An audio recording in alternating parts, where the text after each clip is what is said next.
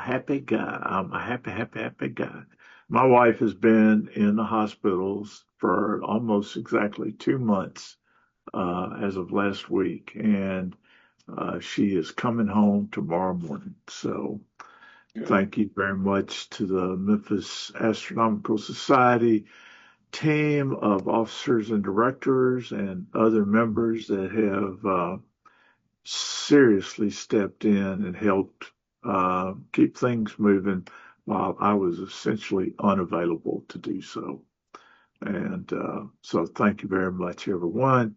Welcome to the Memphis Astronomical Society December meeting, which is a tradition for the Memphis Astronomical Society for almost 30 something years now that I've been around to try to advise people on what kind of telescopes they ought to buy for Christmas because we know you're all going to run out and buy telescopes for Christmas. And so, for the decades and decades that we've done that, for all the decades that no one ever follows any of this advice, we're still going to do it anyway.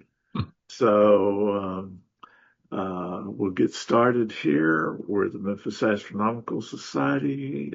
We have a QR code if you want to join our society or just become a member to support what we do. $25 a year is a bargain at twice the price. So, and I'll go into a little more of that in a few minutes. But to join our society, you can go into join M.A.S. Well, go to our website, hit the join button up at the top, and you can either join our email distribution list. Maybe one email a week, a little more often if we've got a lot of observing sessions or something going on, but pretty sparse. We don't flood you with emails. Absolutely no advertising. So thank you very much. We are a 501c3 educational society. We're not just an astronomy club. Technically, we're not a club at all. So we're about trying to educate people about astronomy. So anyway, or you can join for $25 a year and help support what we do. Become a member. We have a calendar on our website, and this month we have Friday evening. We've got a presentation and observing session at Pinecrest. I think our VP of observing is looking for. I'm sorry, was somebody saying something? So I'm going to ask everyone in fact, I'm going to mute everyone. So if you need to say something, please come off of mute or to do so. All right. So our VP of observing is going to be looking for someone to make the presentation at Pinecrest because I'm not going to be able to. My wife will be home, and I'm not sure how long I can leave her alone at this point yet. That'll be coming up. So then we have Saturday night, December 6th, telescope mentoring at Hinton Park out in Collierville. That's always a good deal. Then on Saturday, December 13th, I don't think we've got a planned event, but it'll be a good night to try to get out to a dark site near you and check out the Geminid meteor shower. We were invited by the state park north of Jackson, Tennessee, to bring telescopes out for their Geminid meteor shower viewing. Okay. All right. Thank you, Mylan. That's our VP of observing, Mylan Visual. All right. So we have some new members this month and quite a list there. So thank you for joining the M.A.S. as I try to read down through here quickly and butcher as many names as humanly possible. Kirk Facio, I hope, is even remotely in the ballpark. Megan Kennel, maybe the L silent. Welcome to the Memphis Astronomical Society. Neil Johnson, I think I can nail that one. Daniel Columbus and Marco Columbus. Mark Durbin, Matthew Northcott, John Dinsford, uh, Codric Martis,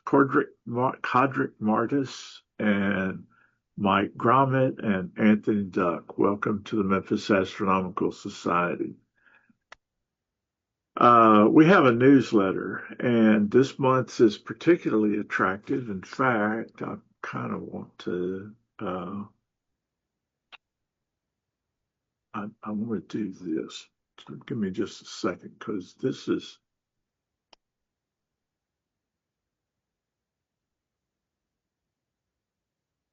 come on, hit the screen, move it over here.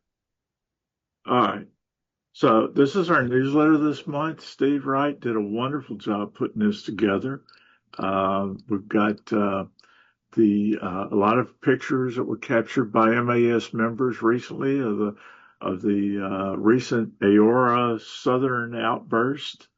Some pictures from recent observing over at Mississippi River State Park. Our friend Brent Ellis got a beautiful shot of Saturn with its edge-on rings. It cannot be almost impossible to see at some point when they get edge-on. So great shot here of an edge-on shot of Saturn. And then we just got some wonderful pictures from our astrophotography group shown in here. Some I'm particularly fond of. I may have to get copies of. And so this is a great place as our astrophotographers develop their skills to come show off their talents here in our newsletter.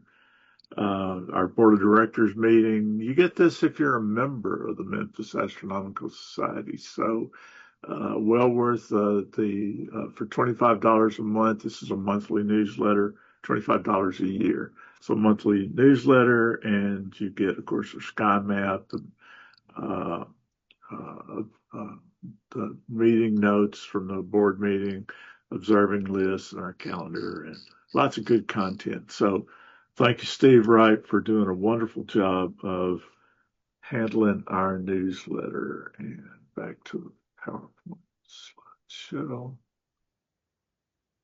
All right, where am I? Sorry about that. And speaking of our astrophotography group this month, they won't be meeting. So happy holidays. Go out and buy new cameras. That's all I got to say. Merry Christmas. Um, and we have a source of swag for the Memphis Astronomical Society is Cafe Press. We've got a lot of design stuff out there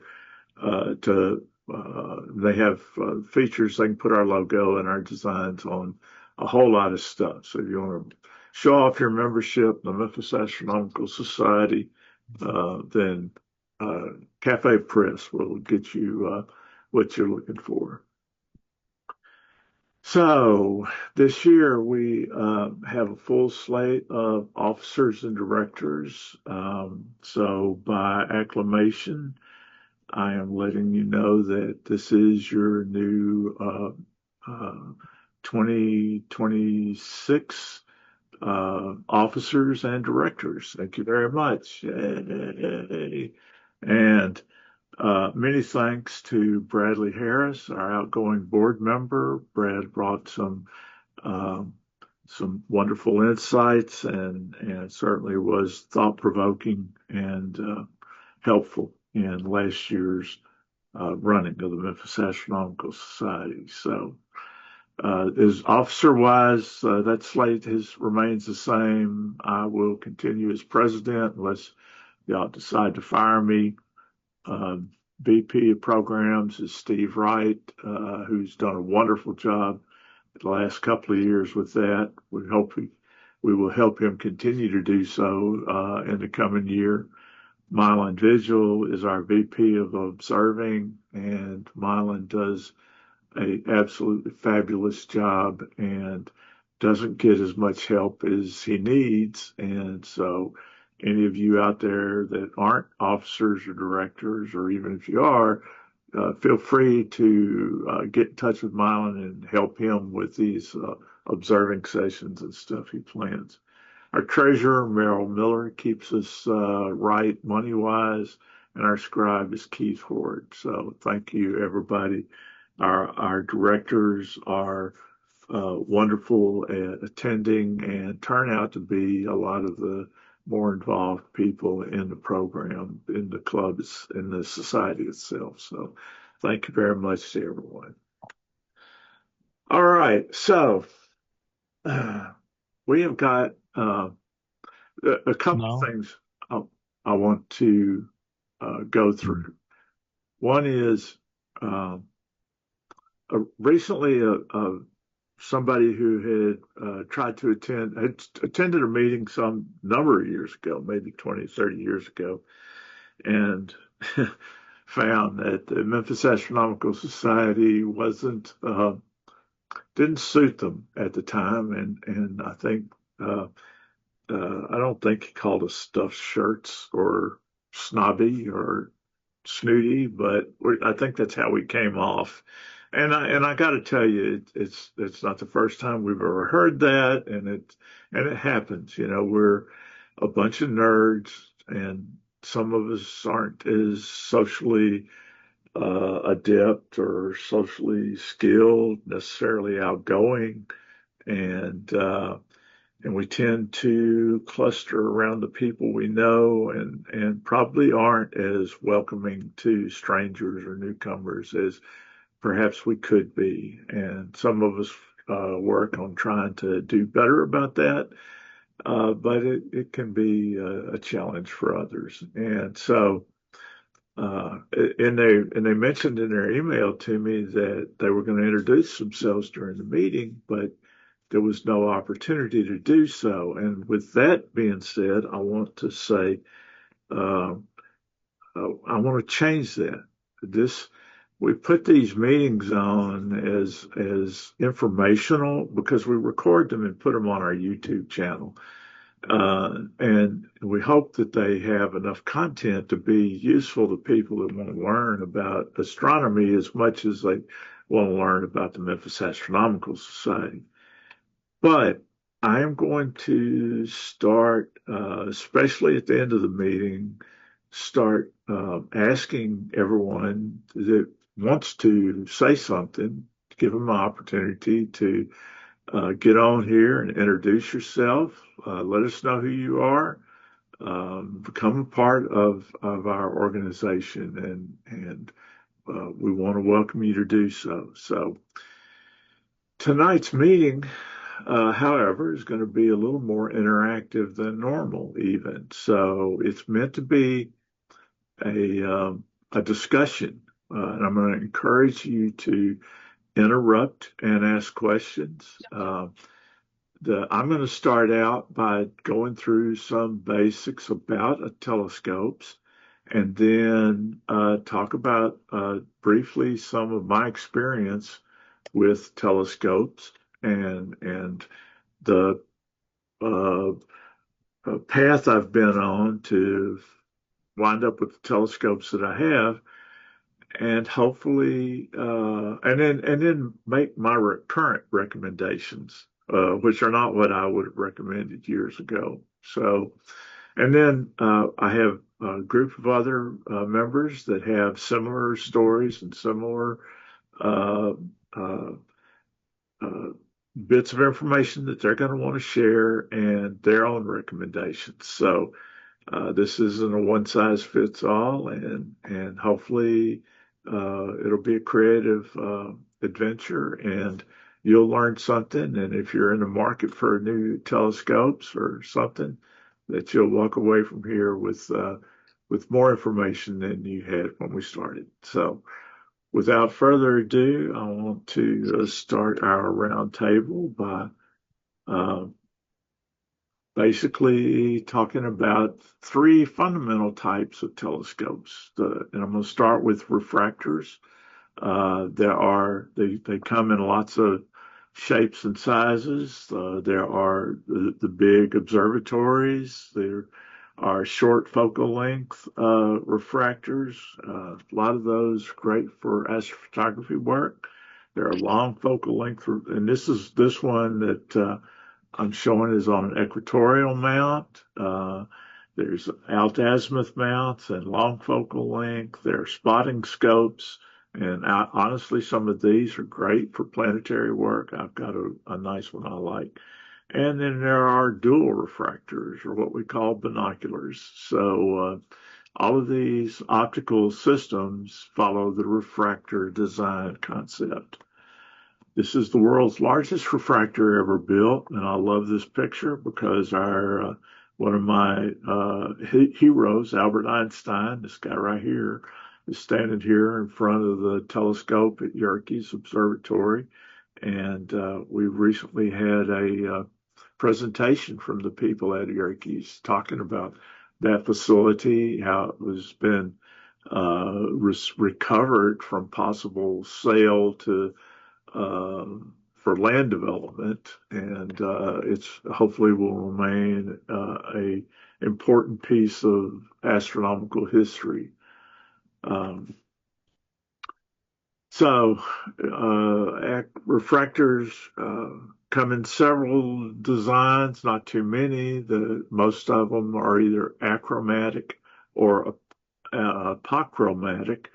The achromatic lenses are typically two objective lenses of different glass types to try to correct the chromatic aberrations, the color distortion that occurs. Apochromatic are typically three or more objective lenses of different materials to try to resolve the same problem. But they can all suffer from chromatic aberration, and that is the basic fact that different frequencies of light refract in glass at different angles. So the red longer frequencies will focus at a further from the lens than the green or the blue frequencies of light.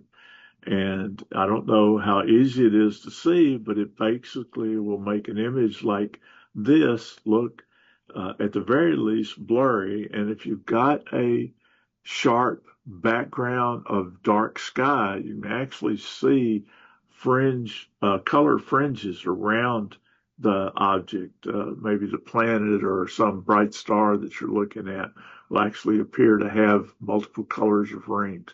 And this is a source of many UFO sightings, especially as atmospheric distortion causes those colors to shift, and they're wildly color changing thing off the bright thing off in the horizon. So there's the reason why is the Earth's atmosphere refracts light at in different ways. Then there are reflector telescopes. The world's largest telescopes and currently the best telescopes are all reflector telescopes. The Hubble Space Telescope is a classic example. I forgot the name of this binocular telescope, but it's a big 8 meter, two pair of 8 meter mirrors in a binocular fashion. The Keck telescopes on the Hawaiian Islands are reflectors. And then, of course, the James Webb Space Telescope is also a reflector. And the James Webb mirrors are plated with gold because it's an infrared telescope, and gold is a better reflector than the aluminum or silver elements used in optical telescopes. This was one of my favorite telescopes, and in fact, one of my second telescope, the big Parkes Cassegrain. There's a one on an equatorial mount, there's one on a Dobsonian mount, and there's another open truss tube telescope on a Dobsonian mount. These are all reflector telescopes. Reflector telescopes come in a number of designs. They're Newtonians, which is basically what this is. And then there are Cassegrains, and basically Cassegrains are like this telescope. You see, this telescope has a focuser out the back end, and it has one on the side. So this one was one that would do both. The Newtonian at f3.5. It with the change of a secondary mirror, you put a diagonal mirror in here and look at the side of it, or you put in a convex mirror in, swap out the secondary with a convex mirror, and focuser went through a hole in the back of the primary, and you looked at it through the back end, and that was the F13 Cassegrain. So that was one of my early adventures into astronomy. There's also the Ritchie-Chrétien design. I have one of these currently. These are wonderful for having a flat field all the way out to the edges. There's no curvature in the field. And then Dahl-Kirkham, I don't know of a Dahl-Kirkham. Yeah, I think maybe the Merrill's telescope is a Dahl-Kirkham. Yep. Yeah. So it's just another variation on the Cassegrain design. So, all right, reflector telescopes can suffer from a number of issues, including collimation. There's an artifact that occurs. For example, a Ritchie-Chrétien telescope is typically not very good for visual use because, in fact, mine's just horrible. I've got an 8-inch Ritchie-Chrétien, wonderful telescope for astrophotography, horrible for visual use. It's just like, and it's a central obstruction, just really kills the light through it. Then, of course, collimation, and that's getting everything in line. They can have coma, which is the effect of, as you get toward the outside edges of the field of view, the stars can look like little comets pointing toward the center. That's coma. Of course, you get diffraction spikes around the stars that you don't get in bright stars will have diffraction spikes, where on a refractor, for example, bright stars don't. They'll just be the pinpoints that they are. So that's the kind of things you deal with reflectors. Otherwise, but they are by far the best value for the aperture. And the aperture is your light gathering capability. Then there are the catadioptrics, and these are the Schmidt-Cassegrains that's similar to a Cassegrain telescope, except instead of a set of arms to support the secondary mirror, it actually uses a corrector plate, and that helps with a lot of the optical qualities that need to be corrected. I think coma. You can actually get a good flat field with these now, all the way out to the edge, and these advanced coma-free versions of these telescopes. Then there are the Maksutovs, and these telescopes use don't have a separate secondary mirror mounted in the corrector plate. The mirror, a spot is mirrored on the corrector plate and used to as in a Cassegrain type mode. These things can be wonderful planetary telescopes and can get you lots of length for very little actual length. So they have their use. But one of the things, and it's never failed to surprise people. They'll go out and spend lots of money on a telescope. I remember Jeremy Veldman bought a 20-inch out and took it out one night and looked through it and was just so horribly disappointed in the money he spent on it, the view he got through it, and there was a couple of issues with it. It needs some collimation, but more than anything else, the night that he took it out, the seeing was horrible. And the bigger the telescope, the more aperture you have, and the better the telescope, the more the atmospheric seeing is going to become apparent to you. And that's so one of the issues with new telescopes and new telescope owners is setting expectations. You need, and it's going to take you a while. I don't care how smart you are. It's going to take you a while to start to recognize what is a problem with your telescope versus what's a problem with the atmosphere versus, where the issues are.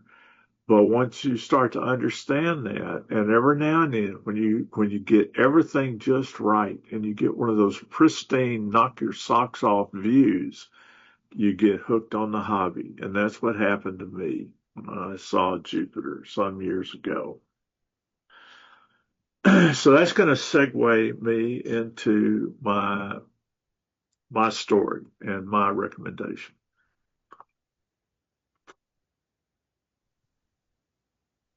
So do what I say, not what I did. This was my advice for forever to people. You know, you're new to astronomy, buy a good pair of binoculars, right? Go out with the M.A.S. people, come to our observing sessions, look through our telescopes, see what it is you think you want to do, what you want to look at, what you think you can afford, all this kind of stuff, because we've got all kinds.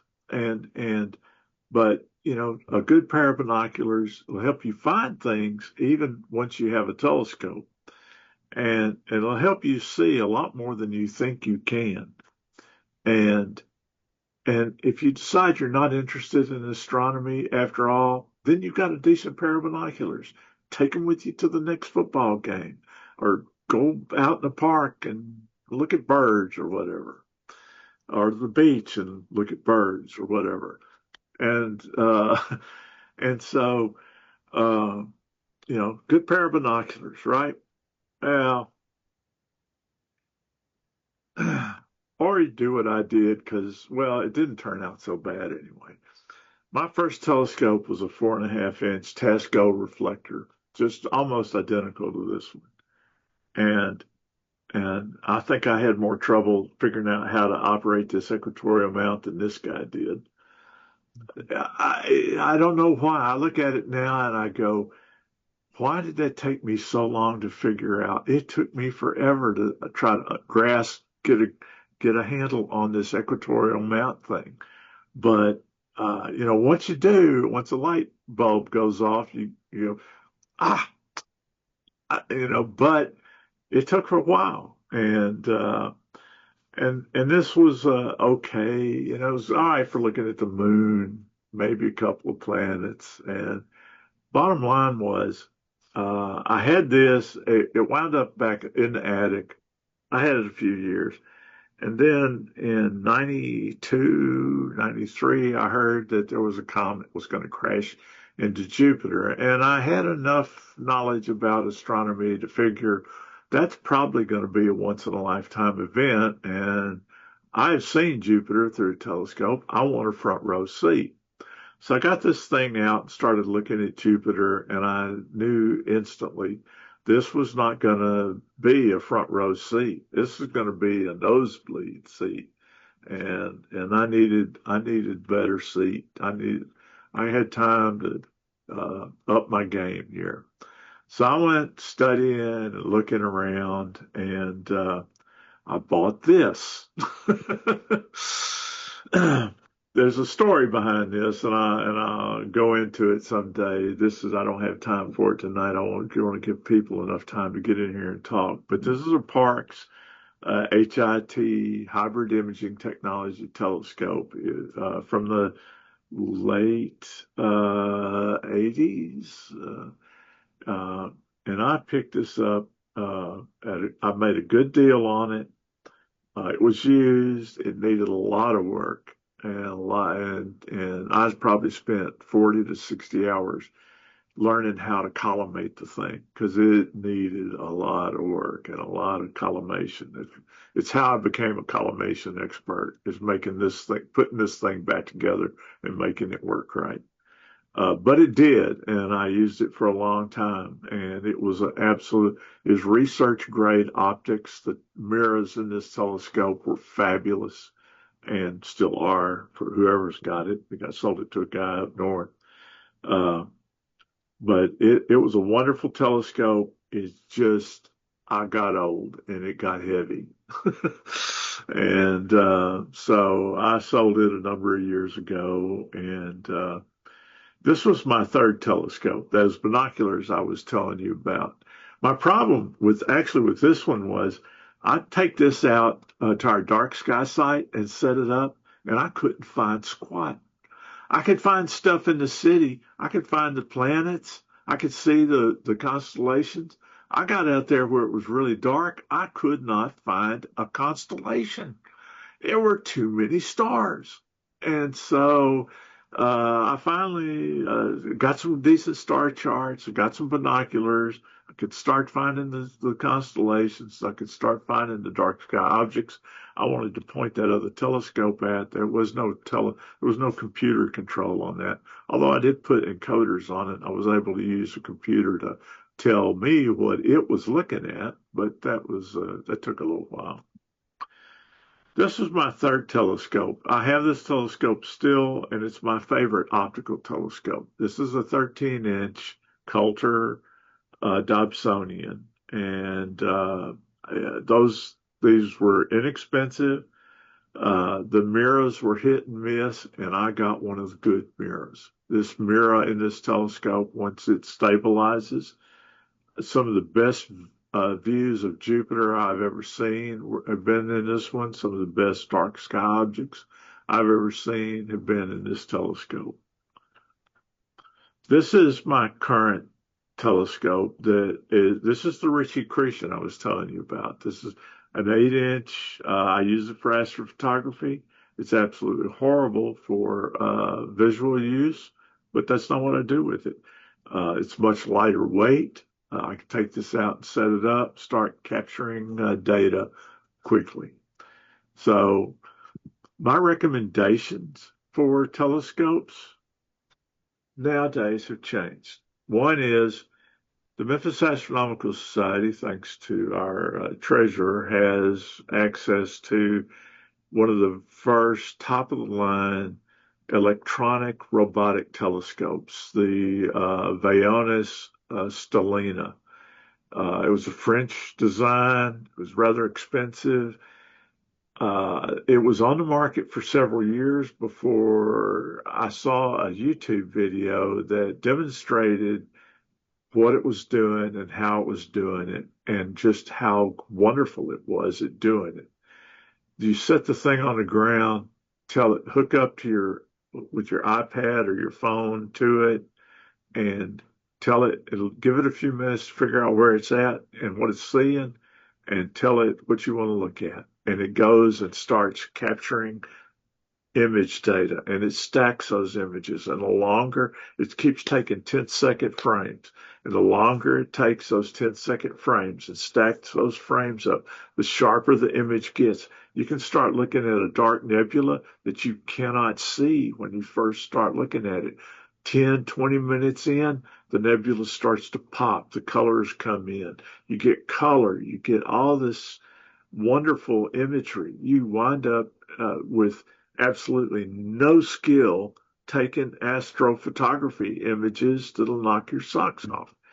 And it was expensive, but they're wonderful. Well, now you can buy one that's almost as good for $300 or $400, $300 to $500. And I will let some other people talk about those. But the ZWO SeeStar 50, part of me wants to own one just because they're so cool. The SeeStar 30 for $350, I think $350. You've got an astrophotography complete setup that'll knock your socks off. There's some other brands out there, and other people know more about them. I don't know much about them. I'll leave it at that. As far as an optical telescope, something you look through, I think everybody should have a Dobsonian telescope, an 8 to 10 inch Dob. My 13 is a little bit big to go throw in the back of the car. Well, I throw it in the back of my truck, but an 8 or 10 inch is something you can pick up, put in the back seat, take out, go observing without any long setup or doing with it. You got something happening in the night sky you just want to go look at. I roll my 13 out in the driveway with a hand truck and start looking. And you can do that even easier with an 8 to 10 inch dive. I think those kind of telescopes are the ones you'll have the rest of your life. I know I'll have mine, and you may have others, but it's a good one to have. Not a bad place to start. So that's my story. I'm sticking with it. If you got any questions, you can interrupt now and ask specifically, or we'll move on to our next discussion with Steve Wright. Going once, going twice. Steve, it's all yours, buddy. Hey, thank you, Rick. That was a good introduction. So, what we're doing, I'm the first speaker after Rick, and everybody's going to follow. We're going to maybe talk about war stories and we're going to give recommendations, and we're just going to explain what we have, what's gathering dust, what isn't. And this first telescope I have I got when I was like 10 years old, and it was a simple Tasco.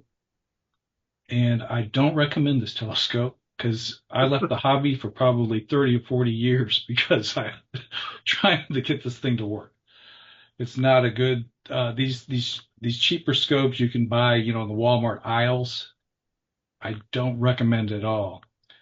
The second telescope, this one here is a typical Celestron.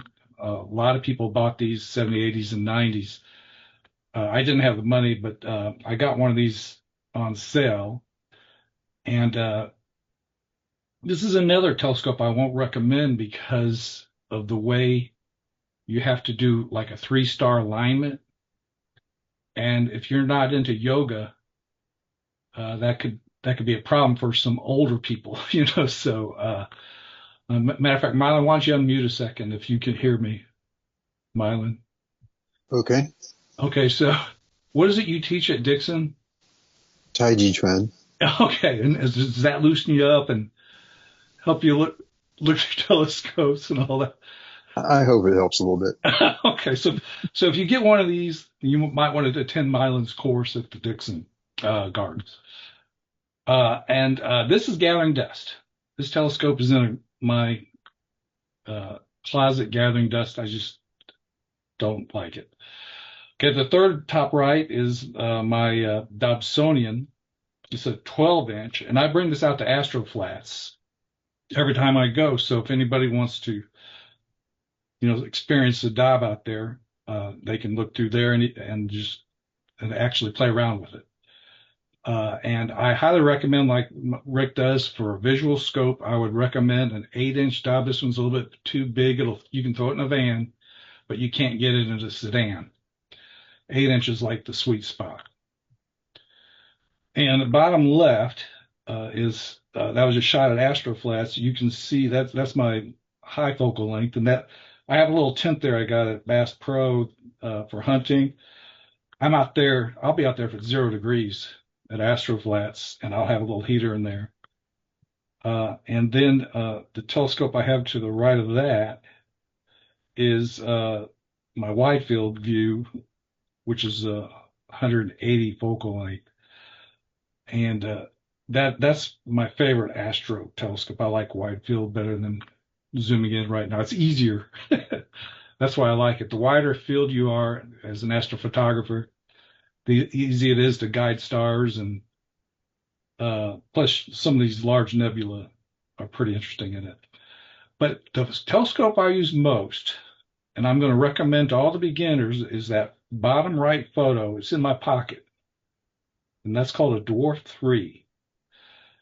And what that does is, not only is it a great astrophotography scope, it's the same price as a SeeStar 50, but it's also a landscape that you can use in daylight. It has two lenses, and you could just point it at the sky and tell it to track a bird if you're a bird watcher, and it'll move left and right as that bird moves around in your field of view. It's very smart. I've tested it.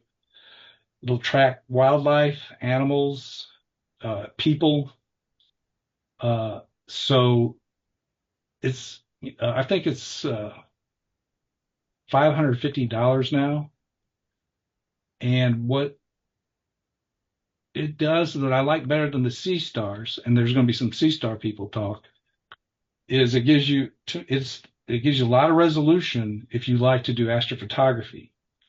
So it gives you these raw FITS files that are large, and you can come up with some very spectacular photography that you process yourself. I know that, like, I see a few names here, like Ryan Kellum. He was on Facebook asking about telescopes. First scopes. I would highly recommend either a Dwarf or a SeeStar, and even a SeeStar's 30. Those are great scopes, and they're like, I think, 350, and they're small one. You can put these things in your pockets, and the only thing you need is a regular camera tripod. Now, in astrophotography, these tripods, a cheap one is $2,000 itself. So if you're really getting serious in that, the bottom left photos has a $2,500 mount, and that's a cheap one. So that's why I'm saying, hey, see if you like this hobby and get into these robotics. It's my recommendation. And if you'd like to do visual, you can't do it in Memphis unless you're doing moon and planets. But if you like deep, if you take it out to a dark sky like astroflats, then those are excellent.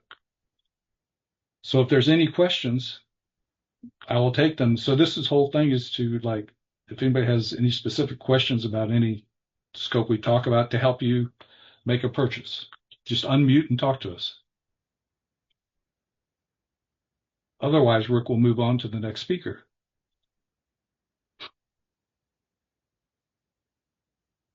And that'll be Ethan Dugar. Ethan, you ready?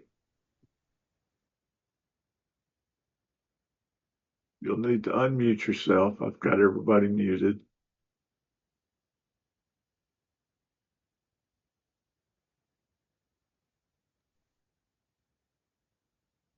Hello, Ethan. Hey. There you go. I'm just driving into work. So if y'all want to skip me and just come to me next. Okay, you get there, you want to come back in, message me, and we'll get you back up here. Clay. Hello, y'all hear me? We can. All right, so this telescope here is a Newtonian telescope. It is a Skywatcher Quattro 8-inch. Focal length on it is 800 millimeter. This setup is for imaging only. And you can see that I have a big mount. It is an EQ6R. The red cylinder there that's the camera. My experience, I like Newtonians. I've had refractors and I've had a lot of issues with refractors. So after I got the Newtonian, I've just stayed with Newtonian, and I got several of Newtonians. But this rig is mainly just for imaging only. Just got the ASI Air. I just recently put an electronic filter wheel and an off-axis guider on there. But yeah, that's pretty much it. If I was to recommend a new telescope to somebody new, I would definitely say one of the smarter robotic telescopes, because in this hobby, if you start getting things that don't work, it gets very expensive. Uh, Clay, what's the focal length on Eight that? 800 at f4. Okay, F4. All right, nice, nice, fast, reasonably fast, and good wide field. And that mount, I know that mount well. That's a good solid mount, and you can get one of those mounts. You don't have to spend $2,000, and it's not robotic, but it is a good clock, good mount that, well, actually can be somewhat robotic. You can control it with a computer. But It's heavy, but it works. yeah, that's right. All right. Anybody got any questions for Clay? How do I want to keep it annotating this, put those marks on the screen? All right. Anybody else? Any questions for Clay? So we got a question on Zoom. The Orion Observer 134 EQ reflectors. Anybody got any experience with that? I don't know that one. I'm going to. And while somebody goes out and looks on YouTube on the internet for that one and check it out, and to answer John's question, um, in the chat, then let's move on to Brent. Brent, you got some really nice, you do some wonderful pictures, and you've got some really nice astrophotography setups. You want to tell us about those? Yeah, my journey is similar to a lot of different people. I'm entering my seventh year of doing astrophotography work now, having never looked through a real telescope in my entire life before that. So I'm I guess, a late comer to the hobby, but I guess never too late or early to get started. One picture I didn't add on here that I maybe should have is how I actually got started with just a simple tripod I had at home and a DSLR camera. That, if you want to see what's even possible, just go walk out in your backyard and aim toward Orion's belt with whatever camera you've got, and take a couple seconds of exposure and take a look at what you see. That's what allowed me to see, oh wait, I can actually do this from my backyard. Um, but my recommendation matches what a lot of people are saying here as well. It all depends on what's your primary goal. What do you want to do with this? And if it's all about visual, you just want to look with your own eyes and see things, it's a different set of equipment. If you want to start with some really simple pictures, and I say simple, but they look really nice, the Dwarf, the SeeStar, the things like that, will allow you to get some really cool pictures, and you can show those off on your social media. Um, but the further you go, you'll quickly run into a wall, and getting into like really higher quality pictures or seeing even more detail, then you're going to have to start stepping it up to more full scale equipment like you see here. I have several different setups that I use. I've kind of accumulated this over my 6 years of doing this. The first telescope I got is the one on the left. It is a William Optics refractor, a little one. It's, if I had it here, I'd hold it up, but it's maybe yay big. That was one of the things when I was starting out, I quickly learned that I didn't realize before. It's like, well, you can't just pick any telescope and it can do everything that you want it to do. So telescopes are very purpose built for the maybe one thing that they do, which is their focal length, and you have to focus on the things that are in that focal length. So it's not really all about zooming in and out like you might on a camera. So my recommendation when people get started with actual telescopes is a little refractor like this. Something that's maybe 300 to 400 millimeters of focal range, um, and it looks and feels like a camera lens. So if you've never done anything with a telescope, which I hadn't either, a refractor is a really nice, safe way to get started because it's not that different from attaching a camera with whatever kind of lens you might have at home, DSLR, and pointing and shooting. So, and then as I think Rick was talking about this earlier as well, with people that maybe buy something that's really deep in the sky, it's really hard to get started on really deep targets. So something more wide field, like this one, which ends up being about 340 millimeters, it's a lot easier to capture images and practice and learn what you're doing. So I've got a bunch of different setups, and I'll quickly click through them. But the small refractor, it's a William Optics one. I'm a big fan of William Optics as a company. They are probably a little more pricier than a lot of entry-level refractors, but they are really impressive pieces of equipment. Then on the right side of this screen, I have I guess I'll call it a medium focal length telescope, and it is an Explore Scientific 127 refractor, and its focal length is about 942, if I'm not mistaken.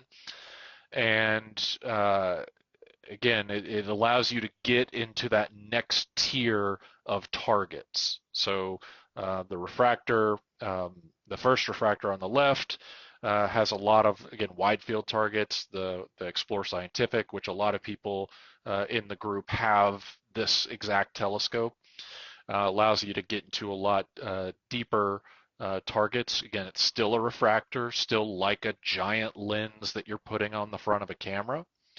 But all the pieces that I have, they're all kind of interchangeable. So I'll move the camera around, I'll move the guide scope around. They'll go on to any of the mounts I have, but you're kind of mixing and matching pieces for what the thing is you want to do. I'll use the 127 refractor on a lot of nebulas and galaxies, a lot less galaxies now. I'll tell you why in a second.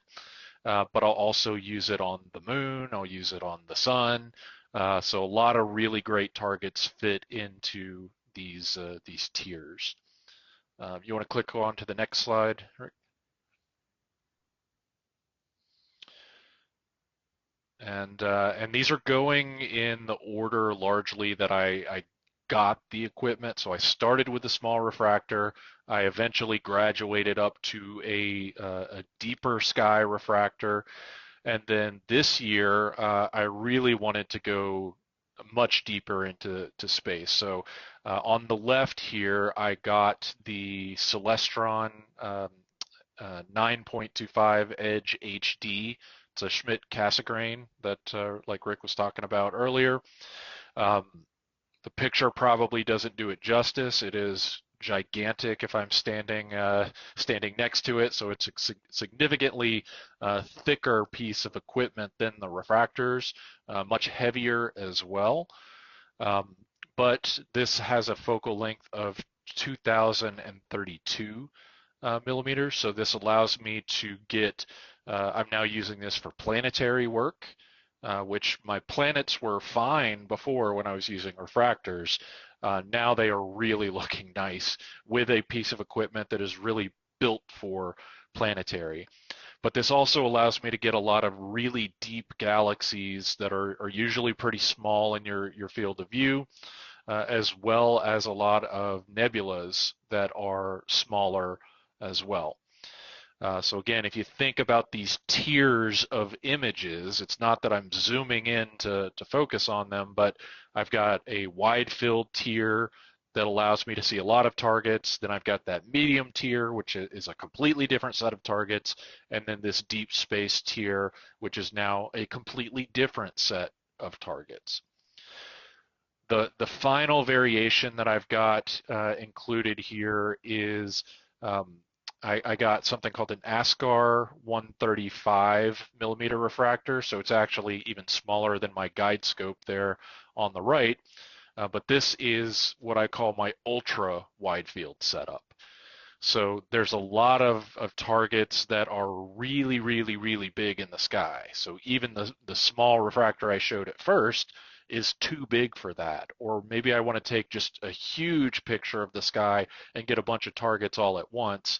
Uh, a, um, a much smaller focal length refractor like this will get you a huge portion of the sky to get a lot of different things.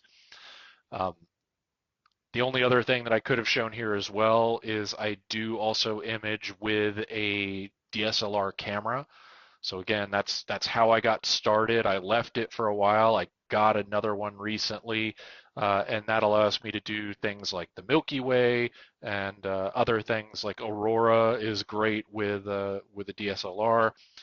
So ultimately, I'm kind of building up my collection of different things, and I mix and match the pieces based on whatever the target I happen to be wanting to go after at that particular point in time. So a couple different options, but you know, lot of good examples of different tiers of equipment.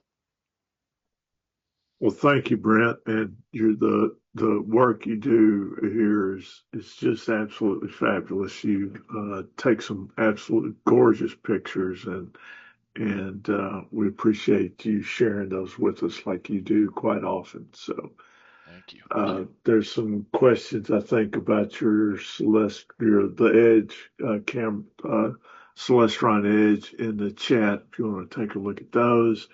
Will Uh, do. my question is, what's the camera? What's the pixel size in your camera? Is that a full frame CCD? I mean, CMOS chip, or is it a ASP chip size? Which camera is that? So I am using the ZWO ASI 2600 mono camera, um, and then I've also got a one-shot color that's from Player One. It's the Player One Poseidon C, which I think a couple people have that as well. And then got a couple other cameras for purpose. I use a ASI 432 for solar. I've got an ASI 585 for planetary. So again, the same way there's different scopes for different purposes, there's different Right, cameras for different purposes as well. So one camera is not going to be the perfect fit for everything. right, right. Well, thank you. Anyone else have questions for Brent before we move on to our next presenter, John Holderman? We do have a question from Farnaz. Please help me if I'm mispronouncing your name. Please forgive me. Yes, I'm here. Yeah, I'm Farnaz, and I'm a very beginner in this field. And I have actually two questions. The first one is, what's the name of the third telescope you were showing on the left, on the second slide, actually? Yeah, this one. So That yeah, oh, go ahead, Brent. yeah, that is Celestron is the company that put it together. This is the Edge HD 9.25. And the 9.25 stands for its aperture, so basically how wide it is, but that's how they name it. They've got a couple different series. There's a Edge 8, an Edge 11, and that's just basically how many inches in diameter the opening is. And I would caution, I'll make the statement, you said you're brand new to it, probably not a beginner scope. If I'm being honest. It is a completely different, it's taken me a long time to kind of learn it, having come from refractors. Now that said, you can do it, and there's a lot of people in the group that can help out with it. But if it's your first scope you're going after, I might recommend practice with something a little bit smaller first. yeah. And I have more question. Actually, if we get a telescope and we're not happy or satisfied with one piece in that telescope, as you said, these are changeable. Can we like improve it or enhance it in a way later, or we have to just buy a new telescope every time? Like, Yeah, That's an excellent question. yeah, I know my answer and others probably like I do not take my telescopes apart.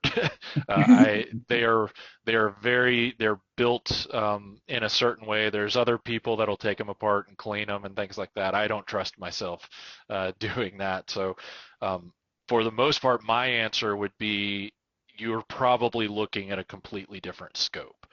The good news is these things all have good value, so you can resell these pretty good if there's a lot of different markets for selling and buying used telescopes. That'd be another recommendation I would have as I well. use. Um, yeah, buy used to begin with. That first scope I showed in the first slide, I bought that used on a website called Cloudy Nights. It's much cheaper, uh, but also like people take care of these things pretty good. So like you're getting a really good deal on a used piece of equipment. One thing, do Yeah, not buy telescopes on eBay. Oh, yeah, eBay's not the place. Astromart and Cloudy Nights are the two best places to look for used gear. Astromart and Cloudy Nights. And when you talk about a telescope, though, when you're buying the Celestron Edge, you're just buying this piece, right? All the cameras and all this other stuff, the mount and everything else is separate. And you know, uh, you might buy a mount and have multiple telescopes. I do. I've got a ZWO AM5 mount that'll handle this telescope and lots of others. And I've got several different telescopes I use on the same mount. The mount's important especially if you're going to get into astrophotography. A stable mount, a good mount is going to be worth the money. And so lots of things to look at, especially if you're going to dive in head first. Something like the Celestron Edge. This is diving in head first. The water can get deep, but like Brent was saying, if you wind up dissatisfied with it, uh, there are good markets out there. If you take care of it, you can resell it. Typical resale prices will be uh, three-quarters the price of a new one, maybe. Especially if it's in excellent condition and it's not very old. If it starts getting old and it's got technology that may become outdated, then you start getting in the half to price of what you may have paid for it originally, that sort of thing. Or So, or you can get lucky with because I bought the 9 1/4 before COVID, and after COVID, I could sell it for the price I could have paid for the 11 inch. oh, that's true too. That's So I could right. have made money off the deal, but I still kept it. I still got it. Yeah. Well, John, and Barnaz, did that answer your questions? thank you so much. Yes, thank you. Sure. And welcome to the Memphis Astronomical Society. Stick around. Yeah, Come back yeah. I think next what month. yeah, well, I think what he was getting to with the what is interchangeable is basically a lot of accessories. Like your camera can move from scope to scope. You may have a focus remoter. That's something you can move scope to scope. But the actual scope itself, you're not going to really change out the lenses for something else. Now, there are a couple of scopes on the market that have like an 80 millimeter objective lens that can be replaced with a 60 millimeter objective lens. That comes as a whole kit that you can set it up for yourself that way, however you want to go. I think Haskar or makes that 60/80 or something like that. These are my current two scopes I use the most. My first scope I bought, well, actually, my parents bought me like when I was 10, 11 years old. It was a little reflector. The department store reflector is probably like 100 millimeter aperture. And lived down on the Gulf Coast, dark skies, had the little cheapy, metal tripod that's got the little U-shaped uh, legs. So when you go to fold them out, it's got the pinch points that you find real quick with your fingers. And then you also find out that, oh, look, let me go and look at the moon. And you go look in the eyepiece, can't see the moon, moving around. Next thing you know, you're blinded because you found the moon. And it's just so damn bright. So you really don't use it that much afterwards. So your eyes readjust to daylight again next week or so. So then then I bought the very first scope I bought was actually the Celestron 6SE. And I don't know how Steve uses his, but I use mine on the tripod with the legs extended, and I use a 3-star auto align. I just pick out 3 bright stars, and it goes off in the lines. And I don't have to bend down or nothing because it's up more at eye level. And I've had some fun with it. I mean, that's really the only scope I have actually used visually to look at things through. And that's when you find out that, oh, that bright nebula that everybody shows a picture of is like a little gray fuzzy spot on within the scope. You look at Andromeda, you see a white fuzzy patch. It's like, is that it? You might get lucky in a good night and might see maybe one of the bands or something, dust lanes within the galaxy itself, a little bit. You can stare at it long enough. But the very first scope I actually used more for astrophotography. I did use that one with my DSLR lens, and it's a pain with that mount. And the mount on the right here is that it's EQ6 before the 6R came out. This is like the daddy of the 6R. So I had it on that, and wish I had a guide scope at that point because do 30-second exposures at the most before you star trails and stuff. Got some decent stuff going, and you find out how bad the mount you had on the 6XC is, when it goes to track things. First refractor telescope is on the left. That was my actual second scope I bought, which is a William Optics. It's a GT71. It's got a little 50 millimeter guide scope on top. This one has my ASI 533, which is my very first cooled astro camera I bought. And it's also got a ASI 120 mm for the guide scope. It's got the auto electronic focuser on it.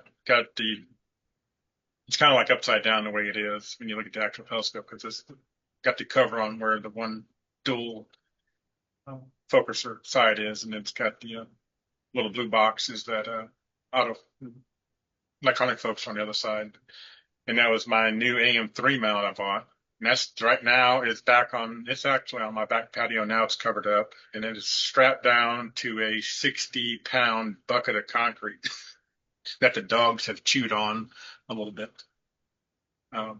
So it's been living out there for a while. I brought both of these in. I had to go to Tulsa. I didn't want to leave them after the week I was gone, or 2 weeks I was gone to Tulsa. Came back, and the 9 1/4, which is on the right hand side, which was the last scope I bought, hasn't made it back out there yet. But yeah, it's 9 1/4. I've got native focal length at f10 is 2350, 2,350 millimeters. I've done a lot of planetary work with it, so I've done a lot better than I did with the 6SC. I did planetary the first, get your feet wet and stuff, and I just wanted to get it something a little bit closer, so I did a 9 1/4. It is kind of heavy. It's like 22 pounds, I believe. And so it's sitting up in there pretty good.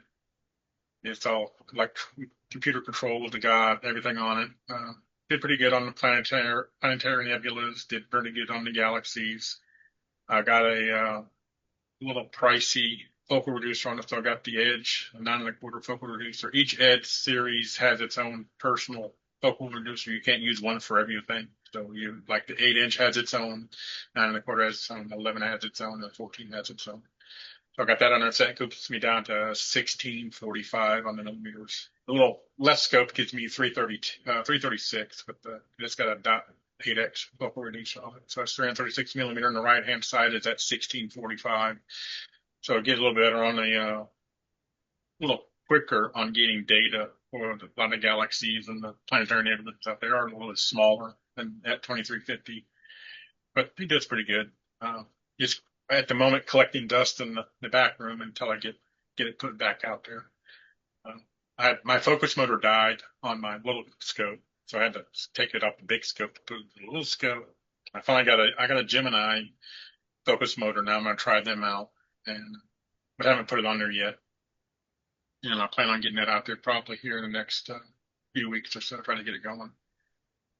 I got to get a counterweight bar extender. I had to use it on the AM3 because it started making weird noises and weird things. But it's doing good. But yeah, like everybody else is saying, if you want to start astrophotography, you don't want to use this little smart scope, even though a lot of the smart scopes like the SeeStar S30, S50, or the Dwarf, and they do have an equatorial mode, so you can actually put them on a tripod that gives you into like what you see here. You can point them to the north, so you can get up to maybe, I think it's 90 seconds or 120 seconds now, I think, on some of those for the exposures.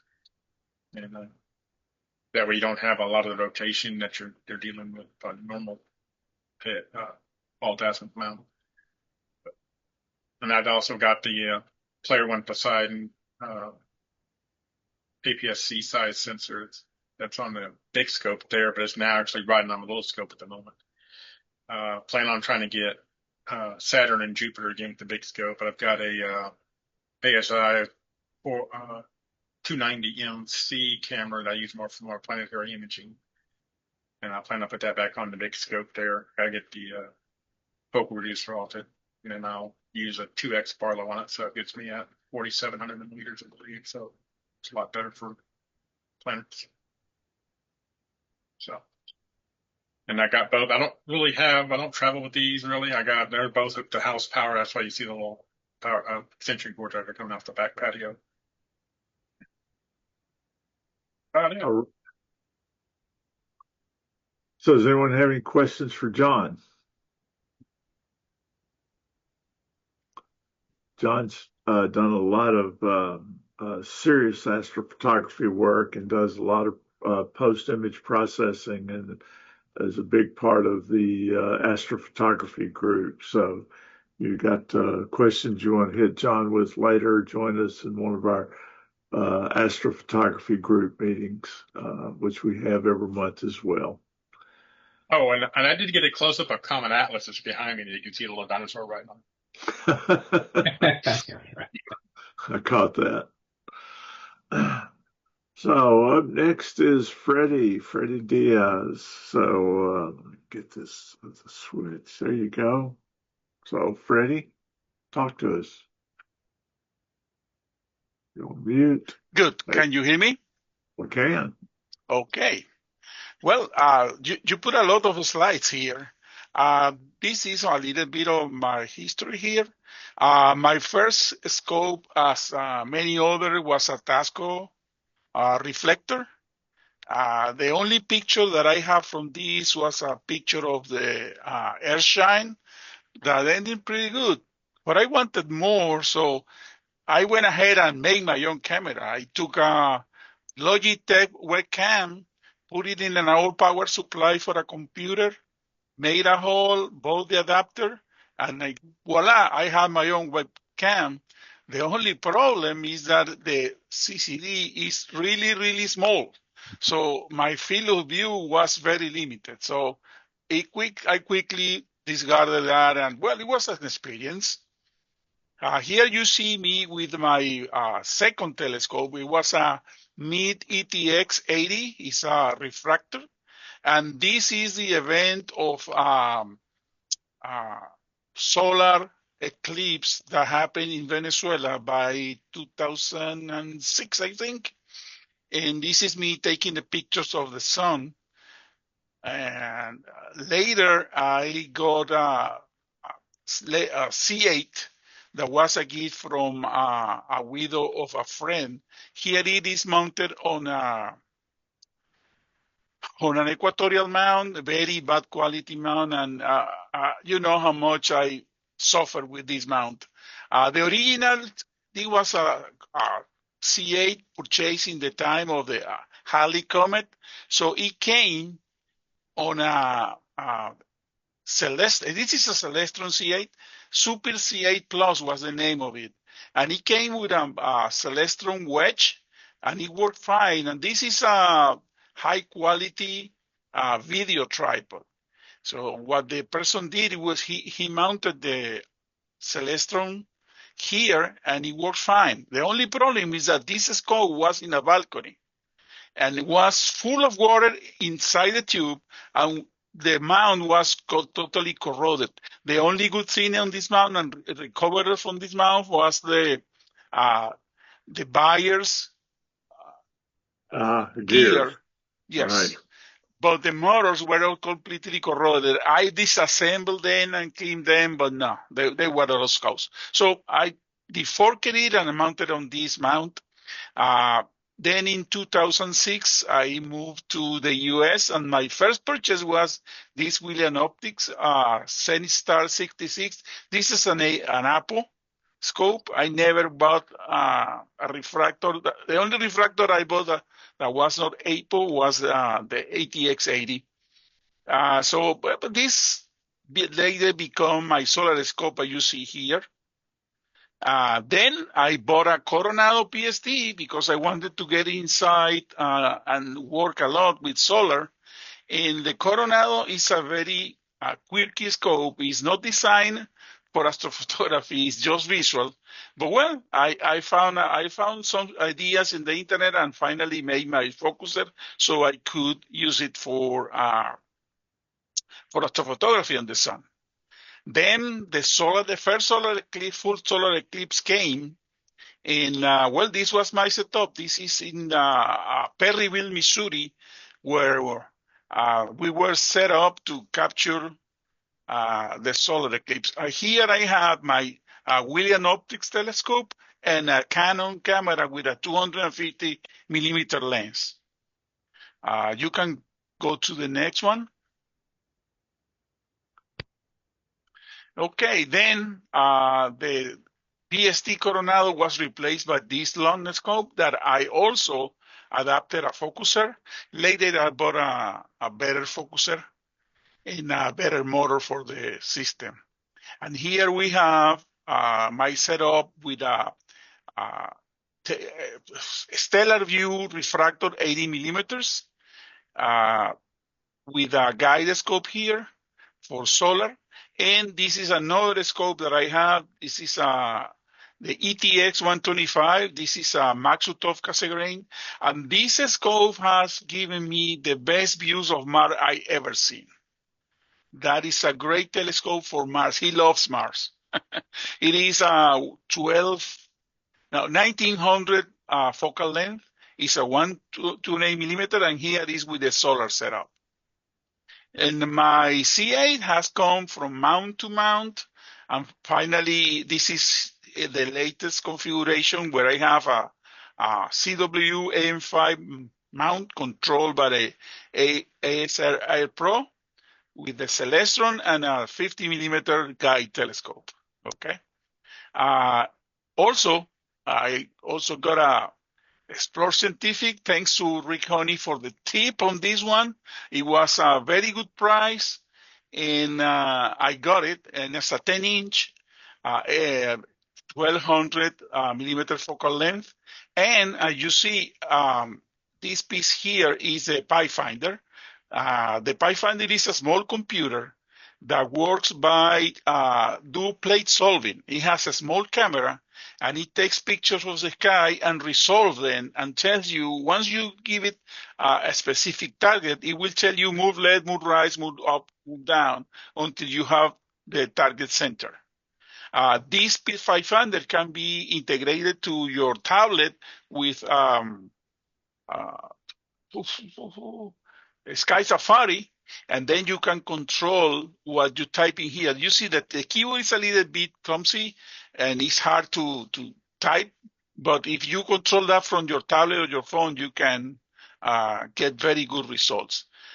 To me, this setup has allowed me to find M57 in Collierville with the moon. And I was able to find it. So this is a good setup for the city and observing inside the city. It will find stuff. Okay.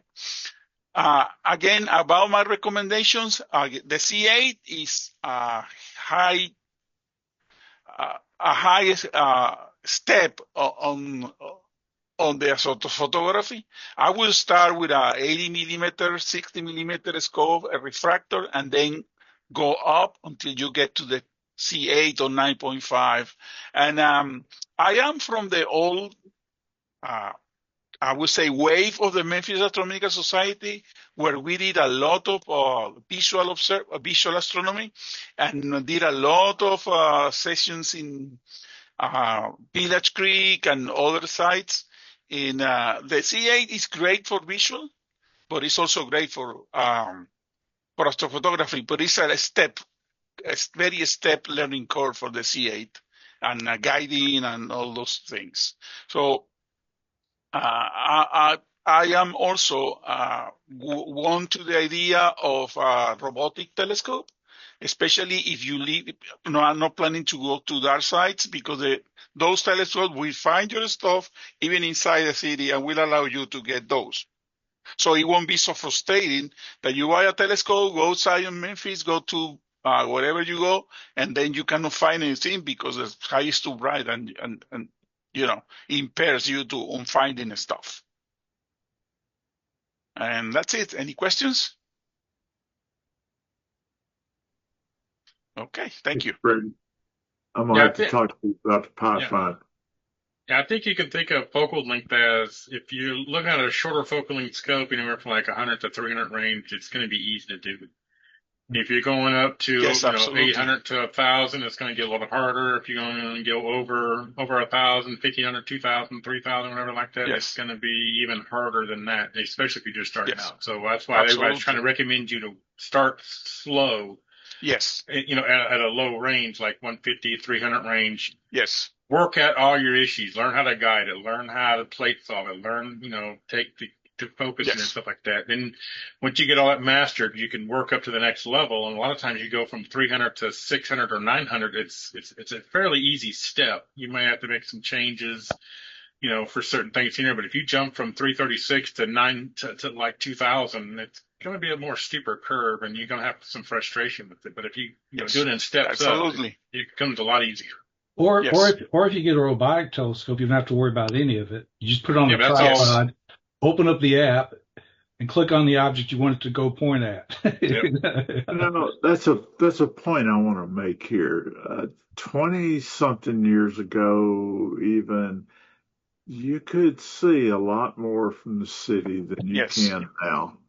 And one of the things that astrophotography does, that these robotic telescopes do, CCD cameras are way more sensitive than the eye. An eye is. So you can gather more light in a shorter period of time with a CCD camera. And of course, at that point, it's data that can be stored and stacked. And that's what I'm talking about, is that you can take 10-second frames and just keep stacking them.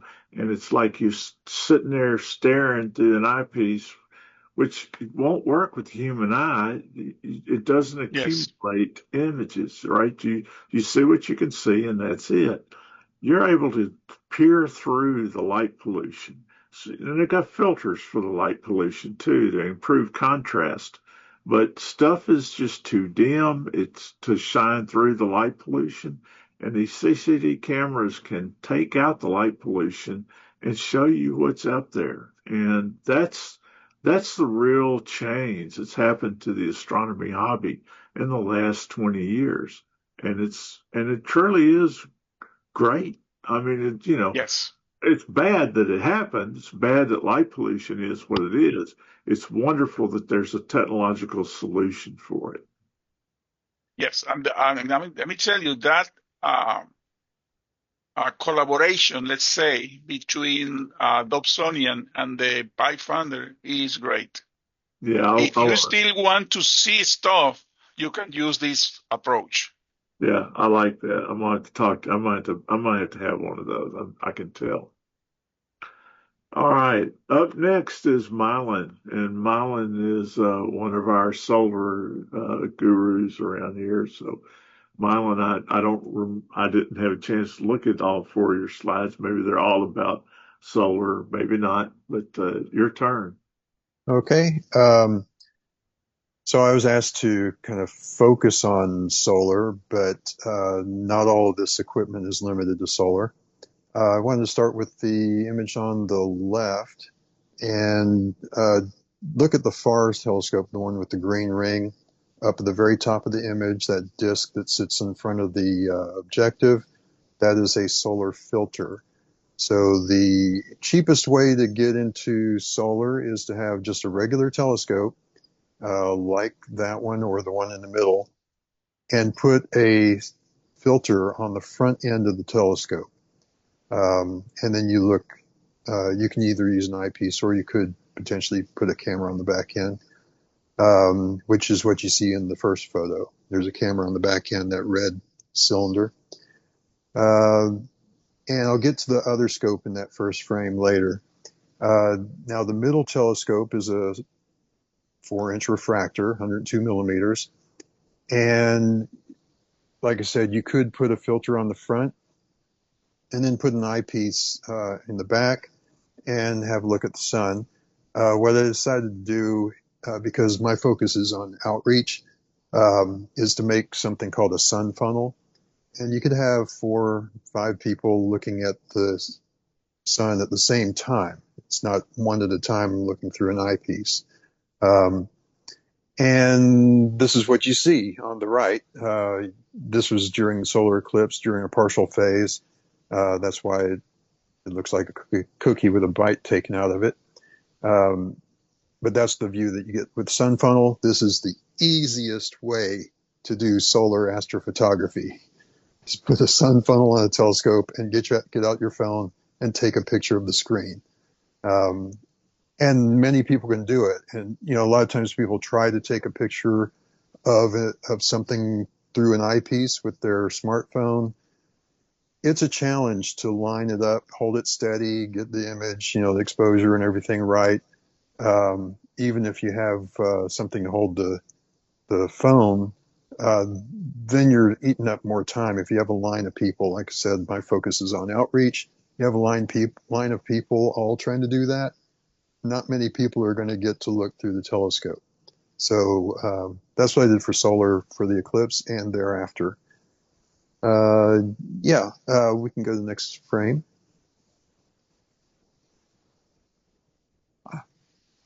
Oh. Sorry. Okay. All right. So Steve has the Dwarf 3. I was an early adopter, so I have the Dwarf 2. And you see the Dwarf 2 with its sunshades on. This is 1,000,000 to 1 reduction in the brightness. And because the Dwarf telescopes have 2 cameras, had to have a filter, a neutral density filter on each one.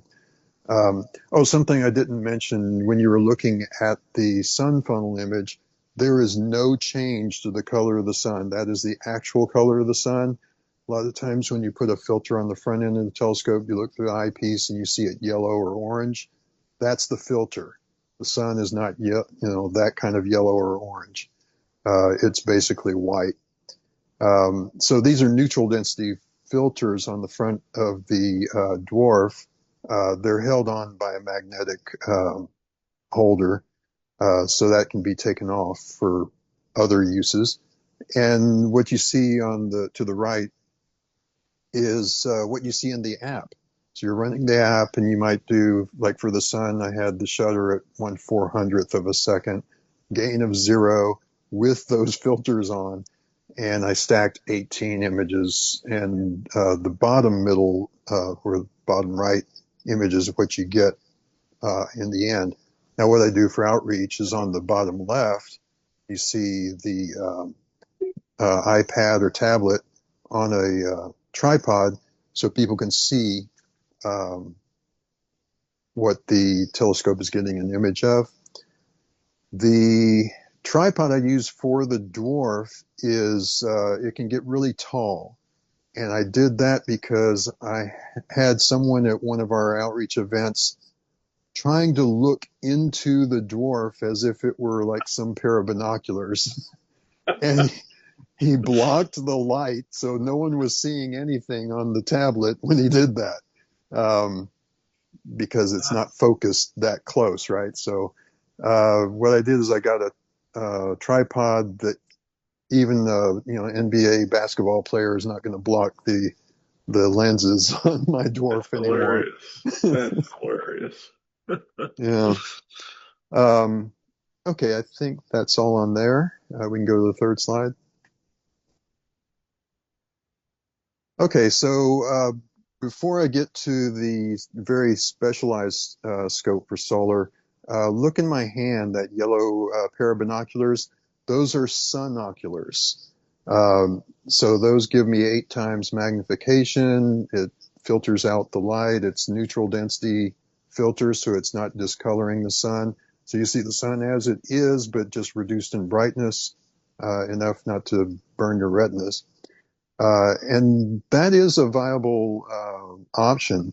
So I'm primarily visual. I just dabble in some photography, and a lot of the advice that's being given a lot of it is really astrophotography specific. I think visual it's more forgiving in terms of focal length. So like the refractor that I use for the sun, that 4-inch refractor is 660 millimeters. I have a 5-inch apochromatic that's 952. It's the same type of scope that Brent has, but I don't use that for solar. In fact, I'm not using that one lately because it takes longer to set it up, and I'm doing outreach. So I have to have something that will set up quickly, take down quickly. And what you see on the left of that left photo is the mount that comes with that telescope. It's not on sale right now, and it's gone up in price. It's just shy of $500. It's like $480, $490. The Dwarf 3, by the way, is on sale now for $494. I don't know how much longer that sale will be on, but that telescope comes, the one on the left, the 4-inch refractor, comes with a couple of eyepieces, and it uses what Celestron calls a Star Sense Explorer technology. Basically, you put your phone in a tray.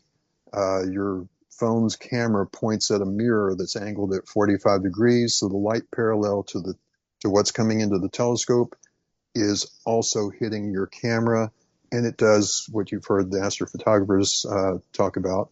Basically, does plate solving. There's a database of star patterns. It matches the star patterns that it's getting live to what's in its database, and it kind of figures out what it's pointing at, and then you can tell the app what you want to look at, and it'll put arrows on the screen and tell you to move the scope left, right, up, or down. Another one of our telescope volunteers, Josh Benson, has one of those and uses that. And kids have a fun time finding stuff on their own using that app. It's very simple, very easy to use. But I normally put that telescope on a different mount, especially if I'm doing solar. And that's the mount you see on the right in that left picture and in both of the other 2 pictures.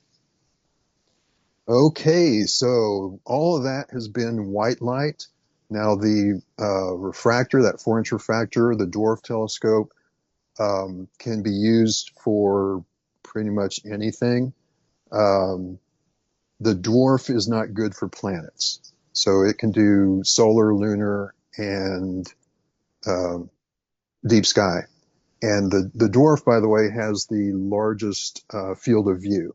So there are 8 megapixel sensors on the Dwarf, both the 2 and the 3. They give you about a 3 degree wide view by 1.8 tall degrees. So that's the widest of any of the smart telescopes. The SeeStar, I think, it's big enough for you to get the sun or the moon, which is half a degree. Probably has 3/4 degree on its narrowest dimension. Okay, so now the other scope. Now this is a specialized scope like the mount. Those 2 pieces of equipment in the center and the right are only good for the sun. You can't use it for anything else. Hydrogen alpha is a wavelength of light that's that gives you a view of the chromosphere of the sun. So the white light, you're looking at the photosphere, the brightest part of the sun, the brightest layer of the sun.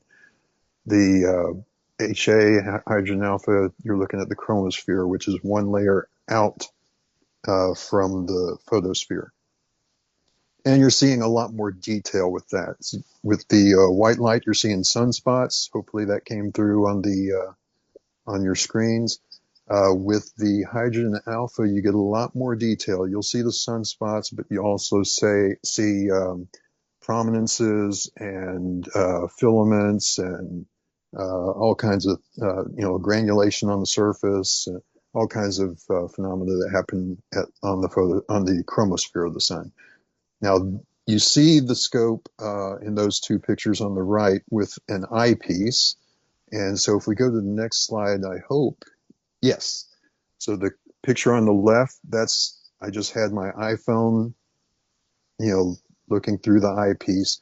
And that's basically what you'll see. You'll see more detail than what comes across in that picture.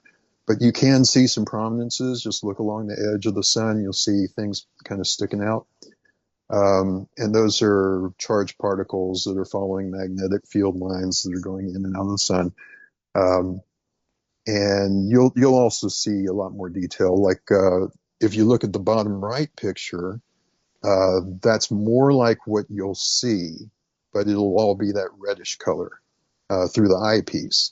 Now, if you put a camera on the back end, as shown in that middle picture, then you can get a good image of the hydrogen alpha, but you always use you should always use a mono camera for solar.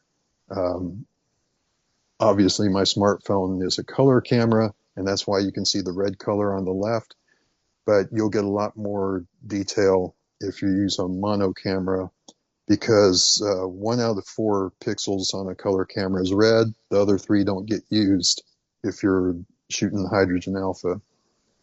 So you can see sunspots, faculae, granulation, prominences, all that fun stuff with a hydrogen alpha scope.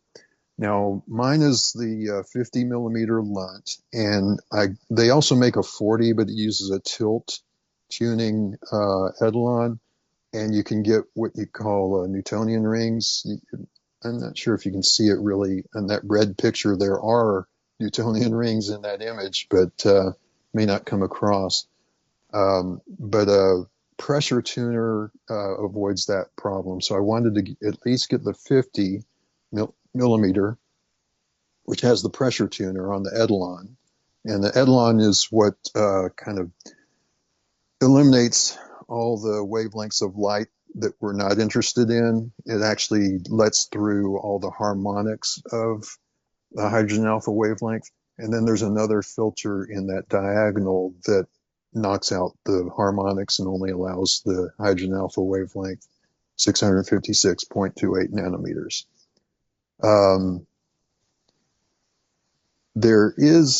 So Lunt also makes more modular hydrogen alpha telescopes. So the one I have, the 50 millimeter, is dedicated, can only be used for hydrogen alpha imaging. They make a 60 millimeter, which is actually what I wanted to get, but I just didn't have the money for it. And they make an 80 and 100 and 130 that are all modular. In other words, you could take, they're multi-purpose scopes, and one of our members got the 80 millimeter. What you can do, of course, you can use it as a hydrogen alpha telescope, or you can take the etalon and the blocking filter off and put in, you could put a Herschel wedge in and look at the sun in white light. You could put a regular diagonal and use it for nighttime viewing and astrophotography. So it can do solar and all the nighttime stuff, and you can do white light solar. And you could even put a different kind of filter on the back end called a calcium K filter and look at the sun in that wavelength, which is in the near ultraviolet. So you don't really want to use an eyepiece with that. It'll harm your eyes. So I would recommend for calcium K only to do it with a camera. But that's a very versatile approach. In fact, our member who has the 80 millimeter said that will be her only scope because it can do all the stuff. And it's not such a huge scope. It's not got a really long focal length. It's an f7, 80 millimeter, so it's 516 millimeters. So that's a nice mid-range focal length if you want to do astrophotography. Field of view with astrophotography depends on the focal length of the scope and the size of your sensor, and that is some really expensive real estate. 16 millimeters by 24 millimeters, an APS-C sensor. You're looking at basically $2,000 for a camera with that sensor in it, like the one Brent has, and a lot of others have the 2600 or 20, yeah, 600. Yeah, 2600. The 6200 is a full frame, and that's 24 millimeters by 36 millimeter sensor, and it doubles the price. So you're up at $4,000 for that full frame camera. And full frame introduces a lot of other issues, whether your scope can produce an image circle that large, and tilt is more noticeable, all kinds of stuff. So if I had the money, I'd have an APS-C, but I actually have a 533, which is a smaller sensor. I think it's 13 millimeters square, something like that. Yeah. So that's a 8 or 9 megapixel camera. Okay. And is there another? I think that might be all the. Well, that was it for me. Okay. All right. Any questions for me? Well, I was going to mention the visual being more forgiving in terms of focal length is you can just swap eyepieces. Right. You can change your field of view much more easily visually by changing eyepieces than you can with astrophotography. Right. Yeah. Even with good eyepieces, they're cheaper than new cameras. Oh, so. Yeah. I have two eyepieces, Rick, that are more expensive than the Dwarf or the SeeStar. I have a couple eyepieces that are more expensive than those as well. Okay. Yeah. But still less expensive than my big astrophotography camera. So. I guess I should mention one thing is until midnight tonight, those modular Lunt telescopes are on sale, 20% off.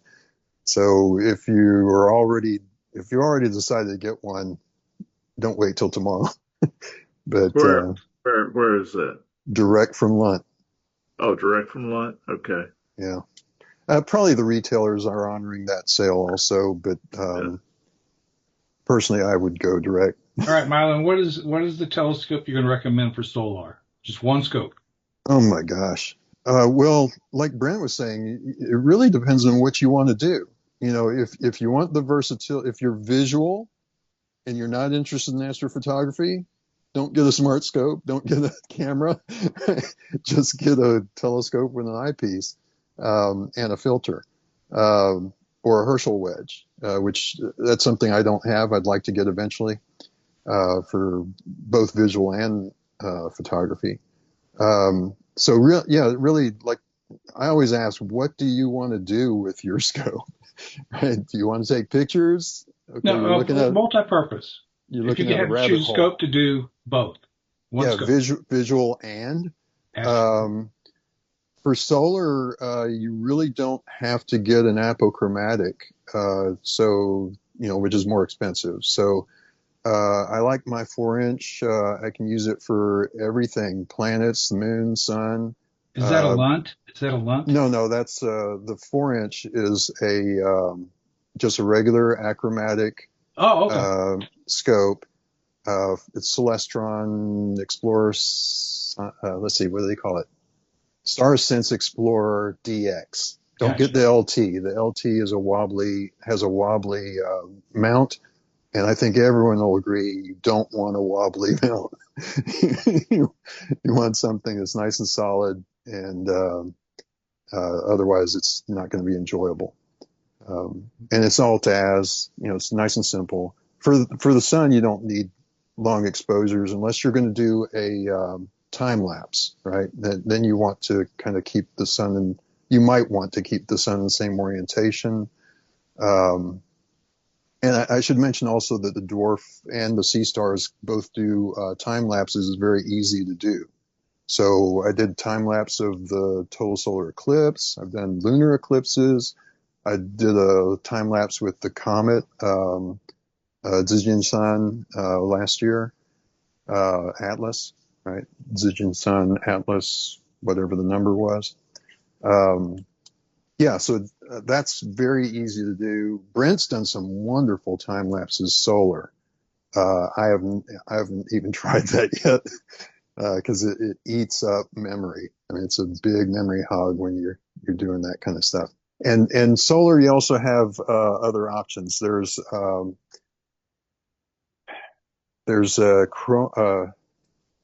Brent has one, but the reason I got the Lunt is I wanted to get full disk views of the sun, and with the Daystar Quark, you're going to be hard pressed to get a full disk image of the sun because it just zooms in, to use an unscientific term, has a Barlow in it, like 4x Barlow in it. So, and also the Eidolon in the Lunt does not require electricity, and the quarks do. You have to plug them into, I forget, it's 5 volt or whatever it is. And every time you tune it, you have to wait for the temperature to reach 5 to 10 minutes. That's right. Yeah. With the Lunt, it's instantaneous with that pressure tuner. So don't have to wait, and no electricity involved, no wires needed. There's another thing that's kind of new on the market called a spectral heliograph, something like that. That can only be used for imaging, and you never see the whole sun until you finish processing the image. So it's basically like a scanner. Scans across the surface, very thin line across the surface, and you put all those slices together to get your image. But it's very high resolution, and you can easily change the wavelength that you're looking at with that. So it's a bit more technical. It's not for beginners, but if you are kind of advanced and technically minded, and you want to get that extra little bit in your astrophotography, that might be something to think about. Not a beginner instrument, though. Okay, I think I've said all I want to say. Wow, thank you so much. You're welcome. Excellent work there. On a solar note as well, Freddie said something about his Coronado PST. Freddie, what I want you to know is, so I had a 60 millimeter Coronado that I took to Mexico to do the solar eclipse for NASA and the Exploratorium Museum. I had a white light setup and a hydrogen alpha setup. And when I got there, I realized I'd left the Eidolon at home. And I freaked and thought, well, okay, it's cloudy here. It's predicted to be cloudy here. We were the backup site anyway. Don't panic. Just figure something out. And somebody there in Torreon, Mexico, that knew the people at the museum had a Coronado PST. So I took a eyepiece adapter and a hacksaw and the camera that we were using and made an adapter to fit it, and used the Coronado PST for my Emmy award winning images of the solar eclipse for Yes. 2024. So it can be done. It can be done. I had to cut my eyepiece holder too to Yeah. make the Coronado work. Yes, for sure. All right. So up next we have Miguel. I'm sorry, I'll Yep. pronounce No. Mikhail. Miguel. Yep. Before Mikhail starts, he's got a huge advantage, Rick, because he lives in Arizona. Well, Okay, so we're talking about quality of scopes. Well, his sky blows ours away. quality skies. That's Yeah, right. okay. Just recently, 6 months ago, so not that long ago. Well, So and take off. All right. So we already talked about diving head first and do as I say, not as I do, and that's exactly what happened to me. I was overly ambitious, and on the top left, you see my first setup. It was a Celestron Edge HD 11-inch, so it's not even 925. I decided that I would get the biggest one. So it's 11-inch, and it is on a Celestron CGX mount. And my first camera was a Canon full-frame camera. So one thing that I did right and two things that I did wrong. The right thing was that I did not buy any filters and expensive cameras, and I started with the Canon 6D Mark II. It's not modified. I use it for family photos, and I just attach it to the telescope, and I started with that. And I think that was the only thing that I did correctly. As several people already mentioned, starting with the Edge HD11 was challenging. The native focal length is 2800 millimeters, which was very difficult to learn. The learning curve was phenomenal. And even after buying a focal reducer, 0.7, it will reduce it to 1960, which is also almost 2 meters focal length. It was still not that much easier. But luckily, with help of some people, I learned what I needed to learn. The second mistake was a Celestron CGX mount. With that mount, I had two happy moments. The first moment when I purchased it, and the second moment when I got rid of it. It was the biggest piece of garbage that you can get. I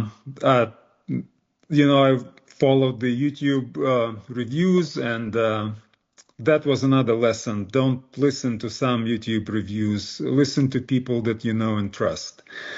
With that Celestron CGX mount, it took almost 2 years and almost getting out of the hobby until even the customer service management agreed to take it back. So that was the happy moment. And then I have my astrophotography journey like in two phases. When I had CGX and when I don't have it anymore. So after that, I went with a Optron CEM 120. The story with CEM 120 is interesting. I was going to go with CM 70, which is a smaller mount, but it was in 2020, and the astrophotography gear was just disappearing. Everybody was locked up at home. Everyone was getting into astronomy, and they were out of CEM 70 models, but they had a 120. And I thought, why not? Let's get a 120, which is a big and heavy mount. It's like a tank. But it works wonderfully. I did not have any issues with that. And even putting that 11-inch telescope, which is by itself 28 pounds, on it just takes it. But the total weight for that equipment is 185 pounds, which presented challenges to move it around. So I built that little dolly on the wheels which helps because, as they say, a good telescope is the one that you use. If I can't move this around, I will never use it. So I needed to be kind of mobile, at least in the limits of my house. So that solved some mobility issues. The next picture is April of 2024. I took this telescope for the solar eclipse to Hot Springs, Arkansas, which had a nice dark sky. It has Canon on it still. So that was during the night. I switched to a different telescope during the day because the sun doesn't really fit in there. I learned a lot. And over the years, I bought more and more equipment for this 11-inch beast. One thing that I learned that you have to use the proper focuser. Even the focuser that I got, which was the Celestron focuser, it replaces the manual focus on the side of the telescope and it moves the mirror in and out. But with the mirror of that size, the mirror flips a little bit, especially after the meridian flip if the wind blows too hard. So the mirror is not fixed permanently. There are two knobs in the back which allow you to fix the mirror, but if you do, you can't use the focuser. So that was the lesson for me. I couldn't figure out why I get star trails even with my new iOptron mount, and that was the mirror flip. So I had to get a moonlight focuser, which again is an amazing focuser. It works very well. And with that focuser, I was able to fix the mirror. And now I don't have the mirror flip issues anymore. It just tells you that this is not the best telescope to start with. It is a wonderful telescope. I love it every time I use it. But you have to have a big mount that can handle it. And also all the equipment, the filter wheels, the camera, the guiding, so you can guide that scope well enough to get the images and the focusers. So eventually I got a telescope that I should have started with, and this is on the bottom left image. And it is William Optics Fluorostar 91, so it's 91 millimeters aperture. And Brent already said that William Optics are great telescopes, and I agree. It's wonderful. And stepping down from 2800 millimeters or even 1960 millimeters. And the eyepieces too, Miguel. I'm sorry? The eyepieces are great too. Yes, yes. Even the eyepiece that came with it out of the box, the Celestron eyepiece, it's very good quality. I still enjoy it when I do manual night, visual nights. I still enjoy the eyepiece, even from Celestron. So William Optics with 540 millimeters native focal length and the 0.8 reducer puts it down at 432. It was a big change. It is so much easier to use. It is so forgiving compared to 2800 millimeters. The guiding is much easier. The exposures you can take, even with Celestron, I can take up to 5 minutes, but with William Optics, 5 minutes is even easier. It's not as heavy to move around. So those are my two telescopes that I use. I have one mount and I just swap them depending on the target that I would like. And now that I can leave my equipment outside for the duration of the session, like for Andromeda Galaxy, for example, I was shooting it probably for 7 or 8 nights. And I would just cover it with telegizmos covers. And it's low humidity. It's not as hot where I'm at now. The sky is much darker, Steve, that's correct. And it helps a lot. Even individual frames, when I get them, they look a lot better. But what I found out that the wind presents a challenge. So if you look closely on my dolly, by two legs of the tripod, there are dumbbells. Each dumbbell is 50 pounds. So there are two 50-pound dumbbells holding the thing down, because once you put the telegizmo on it, it becomes a giant sail. And when the wind blows sideways, I did not have an accident, luckily, but I was close to it. There was a strong gust of wind, and the whole thing kind of shook a little. So John found an easier solution, and he just put a 60-pound concrete bucket on it. I decided to just get two 50-pound dumbbells and put on two sides to keep the whole thing down. So Whatever that's, works. yeah, it works. 100 pounds plus the whole thing is another 100 plus pounds. So it keeps it in one place. So yeah, my advice is don't do it this way. Don't do it in reverse. Go with the shorter focal length first, and then progress to a larger focal length as you get more experience. Very good. Very good. Thank you, Mikhail. Hey, Thank hey, you. Rick, Ethan had to bow out, so I think we only have one more. We have John Jernigan is Yeah, next. we saved the best for last, John. You're muted. There you go.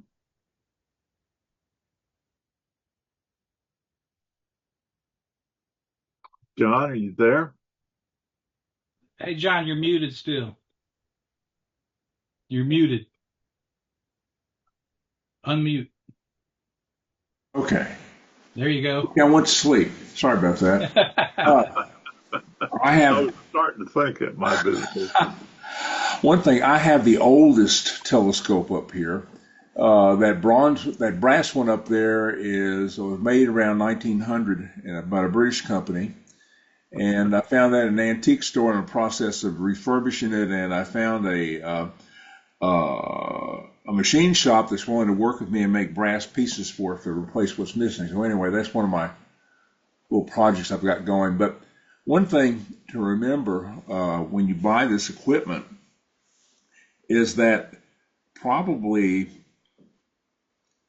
think about most of the time that no matter how good the equipment is, no matter how much you spend on it, it's no good when it's cloudy. You can't use it during the day unless you're doing solar work. So what's going to happen is a vast majority of the time, you're going to have equipment you can't use. So bear that in mind as you buy this equipment. My first one was there's a Orion. Yet that never seems to stop any of us, John. Yeah, I know. There's always hope springs eternal. Anyway, I've got an Orion here. That was the first one I bought, an equatorial mount.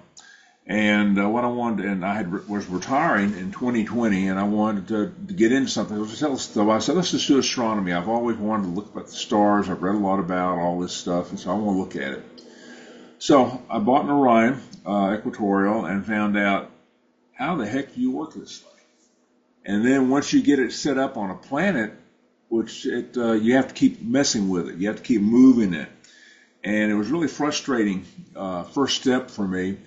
But just be aware, that it was exciting and it was very frustrating. The next one I bought, which is the Celestron 8 SET, which is the Schmidt-Cassegrain. That was the second one I bought, and it's like a car. You can keep adding stuff onto it.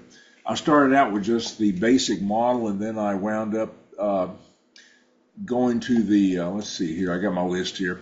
I've added star sense to it, which would allow it to find what I wanted to look at. And then I also put one of the first things I put on was a GPS. So it would know where it was, and I would know where I was.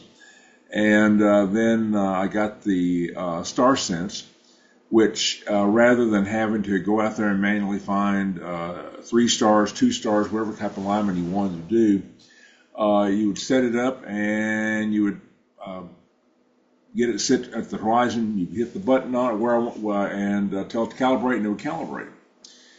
And once it got doing its little song and dance, then you could go in there and on that little computer, tell it, okay, this is what I want to look at, and it would go and find it. And this is strictly for visual. I did try to use it to take pictures. I wanted to do some astrophotography, but I bought a, what was it, the 110? I can't remember all this stuff. I bought a ASI 120, and the little photocell on that thing, photosensor, is so small that you spend most of your time trying to get your image on that little spot. And I would spend hours working on that to the point where I literally, want to throw my telescope away. But anyway, just think about stuff like that when you buy it. If you want to do, one thing you would need to think about, you want to do visual only, or do you want to do visual and then move on to astrophotography? Do you want to look primarily at planets? Do you want to look at deep space objects? There's a lot of things you need to think about and consider before you buy your telescope. I was just out there just kind of flailing around. I didn't have anybody to go to or talk to. And so I bought the Orion, which didn't work out. That one lasted about 6 months, and I went out and bought the Celestron 8 SET, and then it wasn't quite what I wanted, so I kept adding on to it, and I finally got it to where I wanted it. But then I really got kind of interested in the astrophotography, so I went out and down at the bottom in the middle, you'll see what I have set up for that. I have a ASCAR 64 PHQ, and I have that mounted on a ZWO SM3 5 rather, and I have the ASI Air Pro on there, and it is strictly for astrophotography.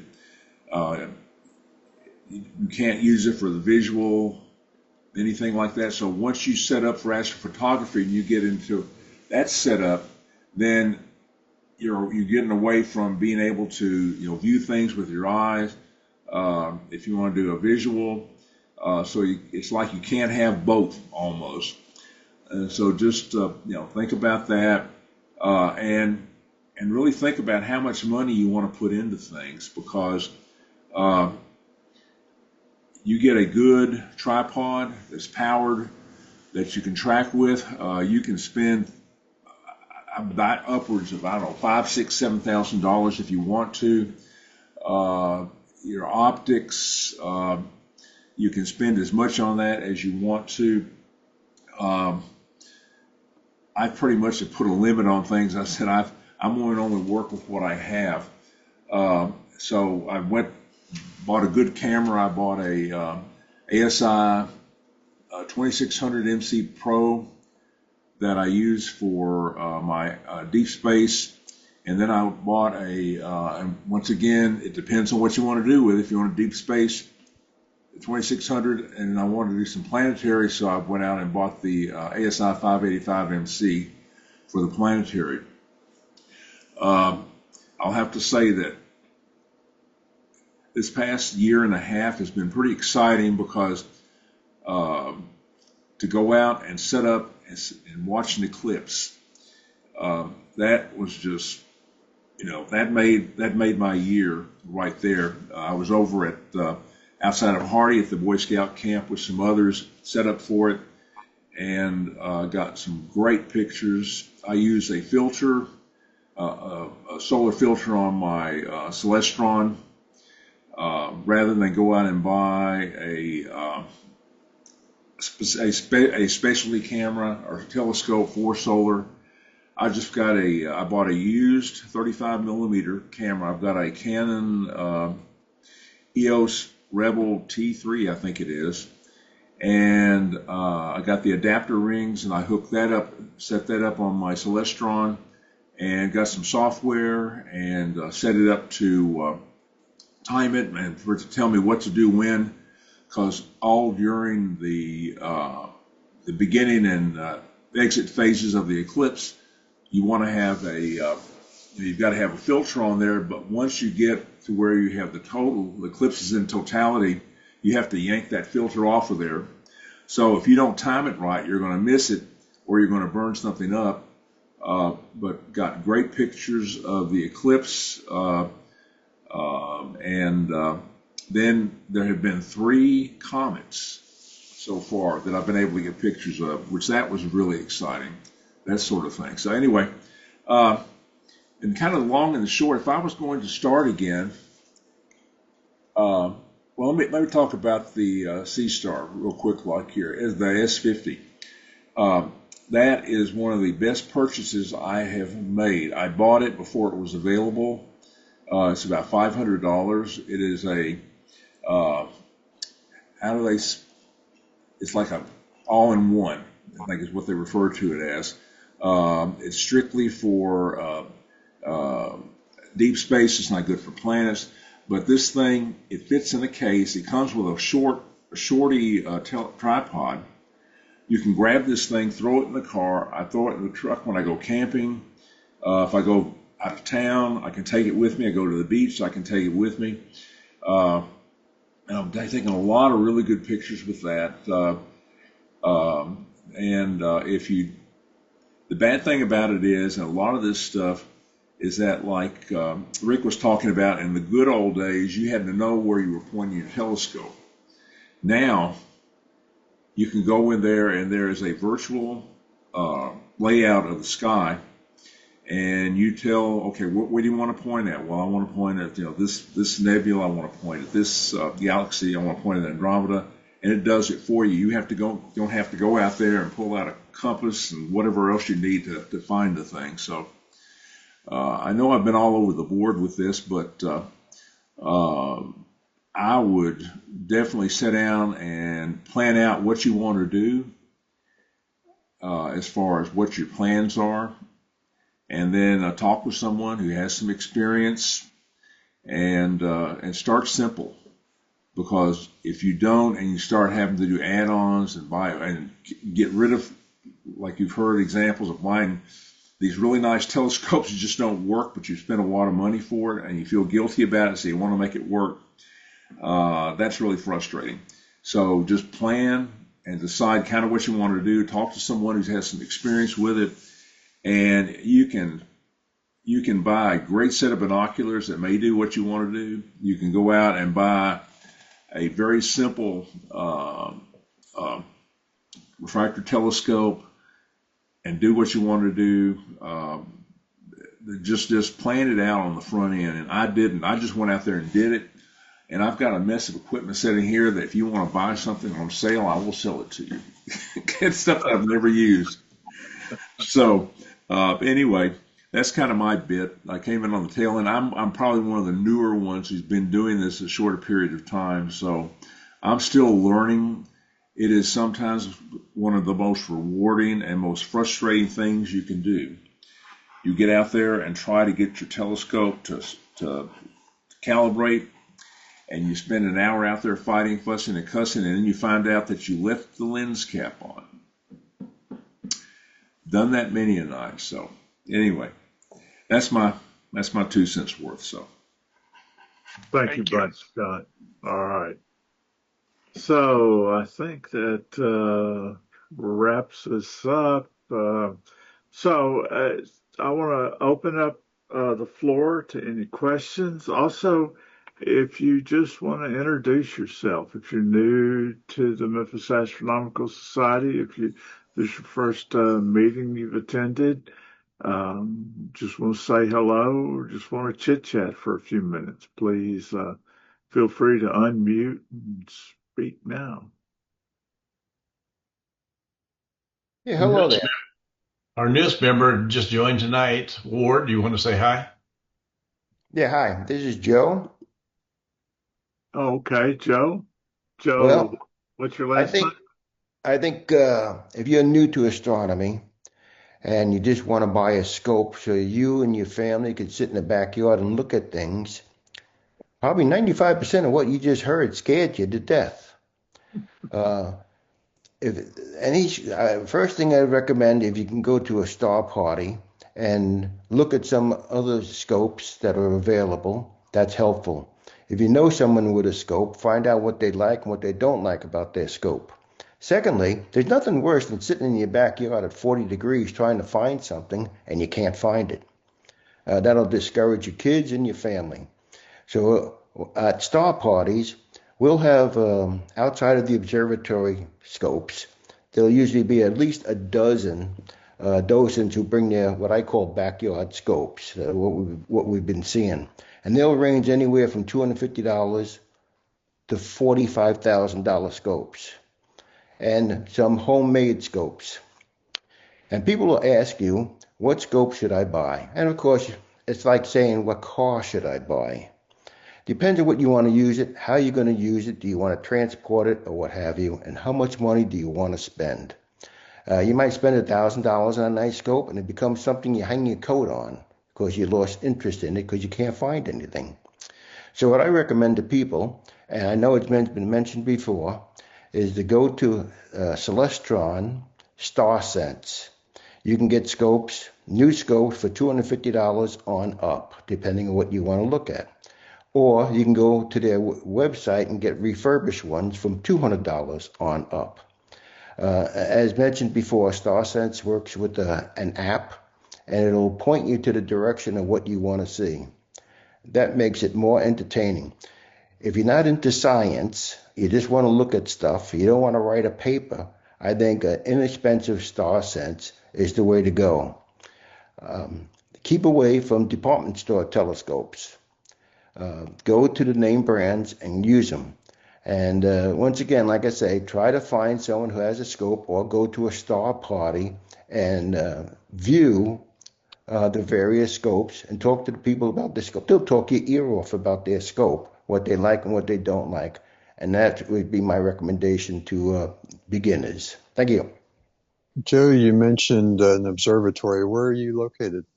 We're in Kenwood, California. It's about 50 miles north of San Francisco. We have an 8-inch refractor, a 20-inch CCD, a radio, SETI, laser is up on our roof, and I operate a 40-inch Dobsonian. Nice. A 40-inch Dobsonian. Yeah. 40-inch. And Wow. You can pick that up. You can pick that up with your finger, can't you, Joe? well, it's 700 pounds. Yeah, that's right. It took us. It was built by volunteers. There's no blueprint or a manual on how to build one, so it took them 12 years to get it into the observatory working. It took 10 years just to grind down the mirror, and we had about 4 very bright people who erected it. One guy who could weld.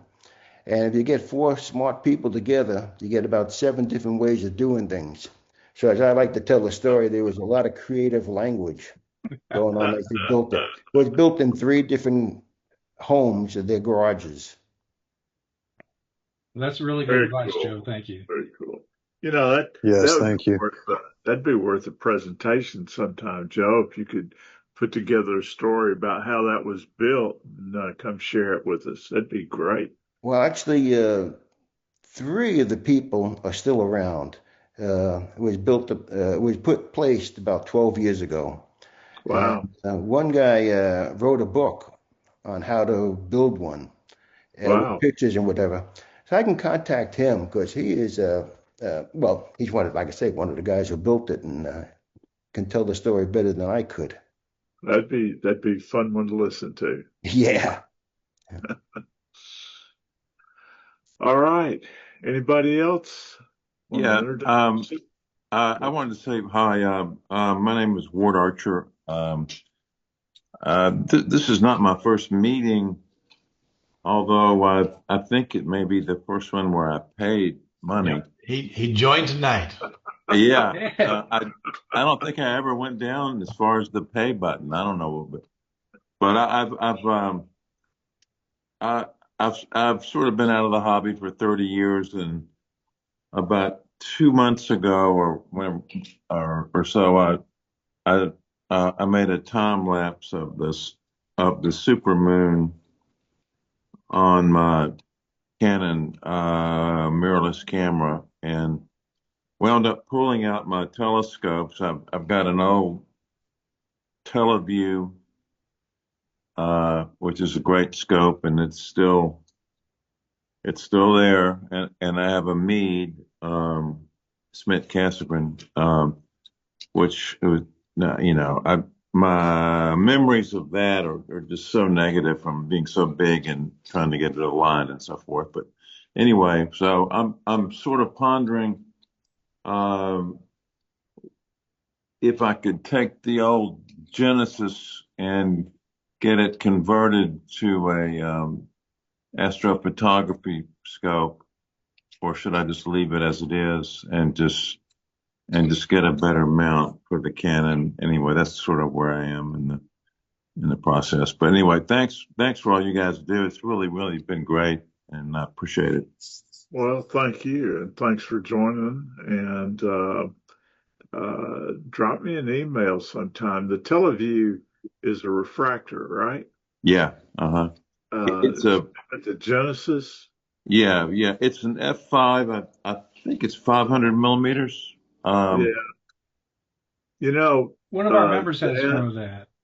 well, that on a one of these new ZWO mounts or something Yeah, would put you right in business. Camera, the ZWO controller is cheap, and that's complete computerized control, plate solving, the whole 9 yards in a small package. So, yeah, Hey, Rick, yeah. Alan Sanders has that very rig. Really? okay. Yeah. And he comes out to Astroflats quite a bit. Well, maybe Well, we need to get him in well. touch with Ward.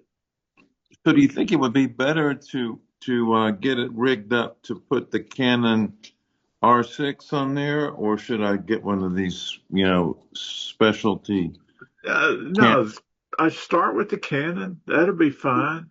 The mount controller, a small guide scope, and the camera for it, so Yeah, that so that so that the camera can do the auto adjusting and tracking with the guide scope, yeah. and the ZWO, their controller works so well with their mounts and your iPhone or your other, whatever telephone you've got, that for a controller, that it's all integrated.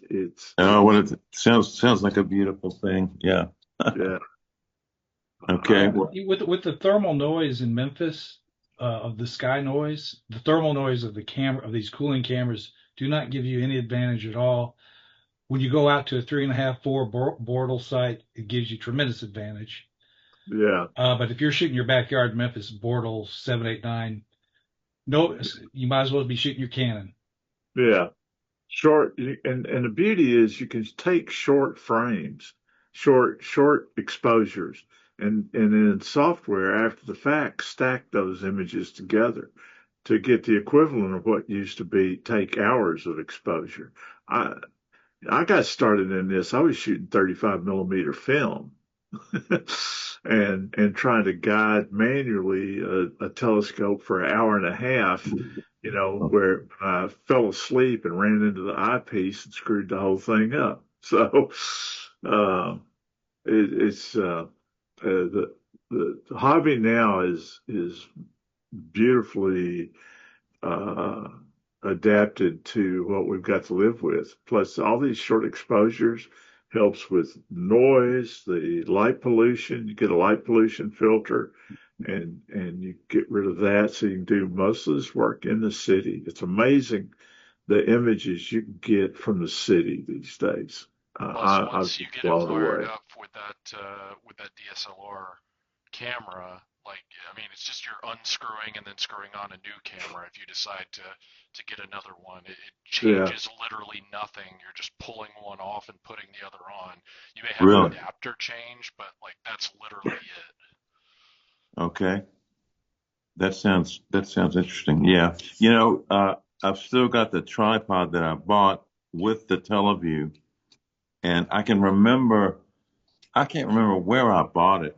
It may have been from B&H, but I somehow don't think it was.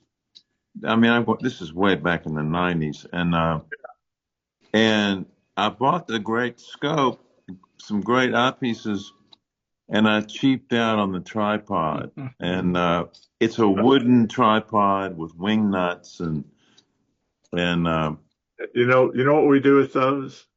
firewood. Yeah, Well, on a cloudy night, we'll douse it in lighter fluid and offer it up to the cloud gods. yeah, yeah. Well, but on the other side, on the mead that I have, the tripod was absolutely gigantic, and I mean, I just have, yeah, just carrying the thing around was such a pain. But anyway, Yeah, yeah, it's all yeah. good. Thanks for that advice. I appreciate it. Well, thanks for joining us, and look forward to future meetings with you. So, Yeah, same here. anyone else? It's been a rather long meeting tonight. We don't normally go this long, but hopefully we're able to get something out of it. Got a long holiday season coming up and a few days off around Christmas, I hope. And whatever it is you celebrate, I hope it's a good one. And I'm really glad that you joined us tonight. We had a good crowd, and um, um, Merry Christmas. Merry Christmas. Well, have a good one. Take care. Thank you for Bye-bye. joining.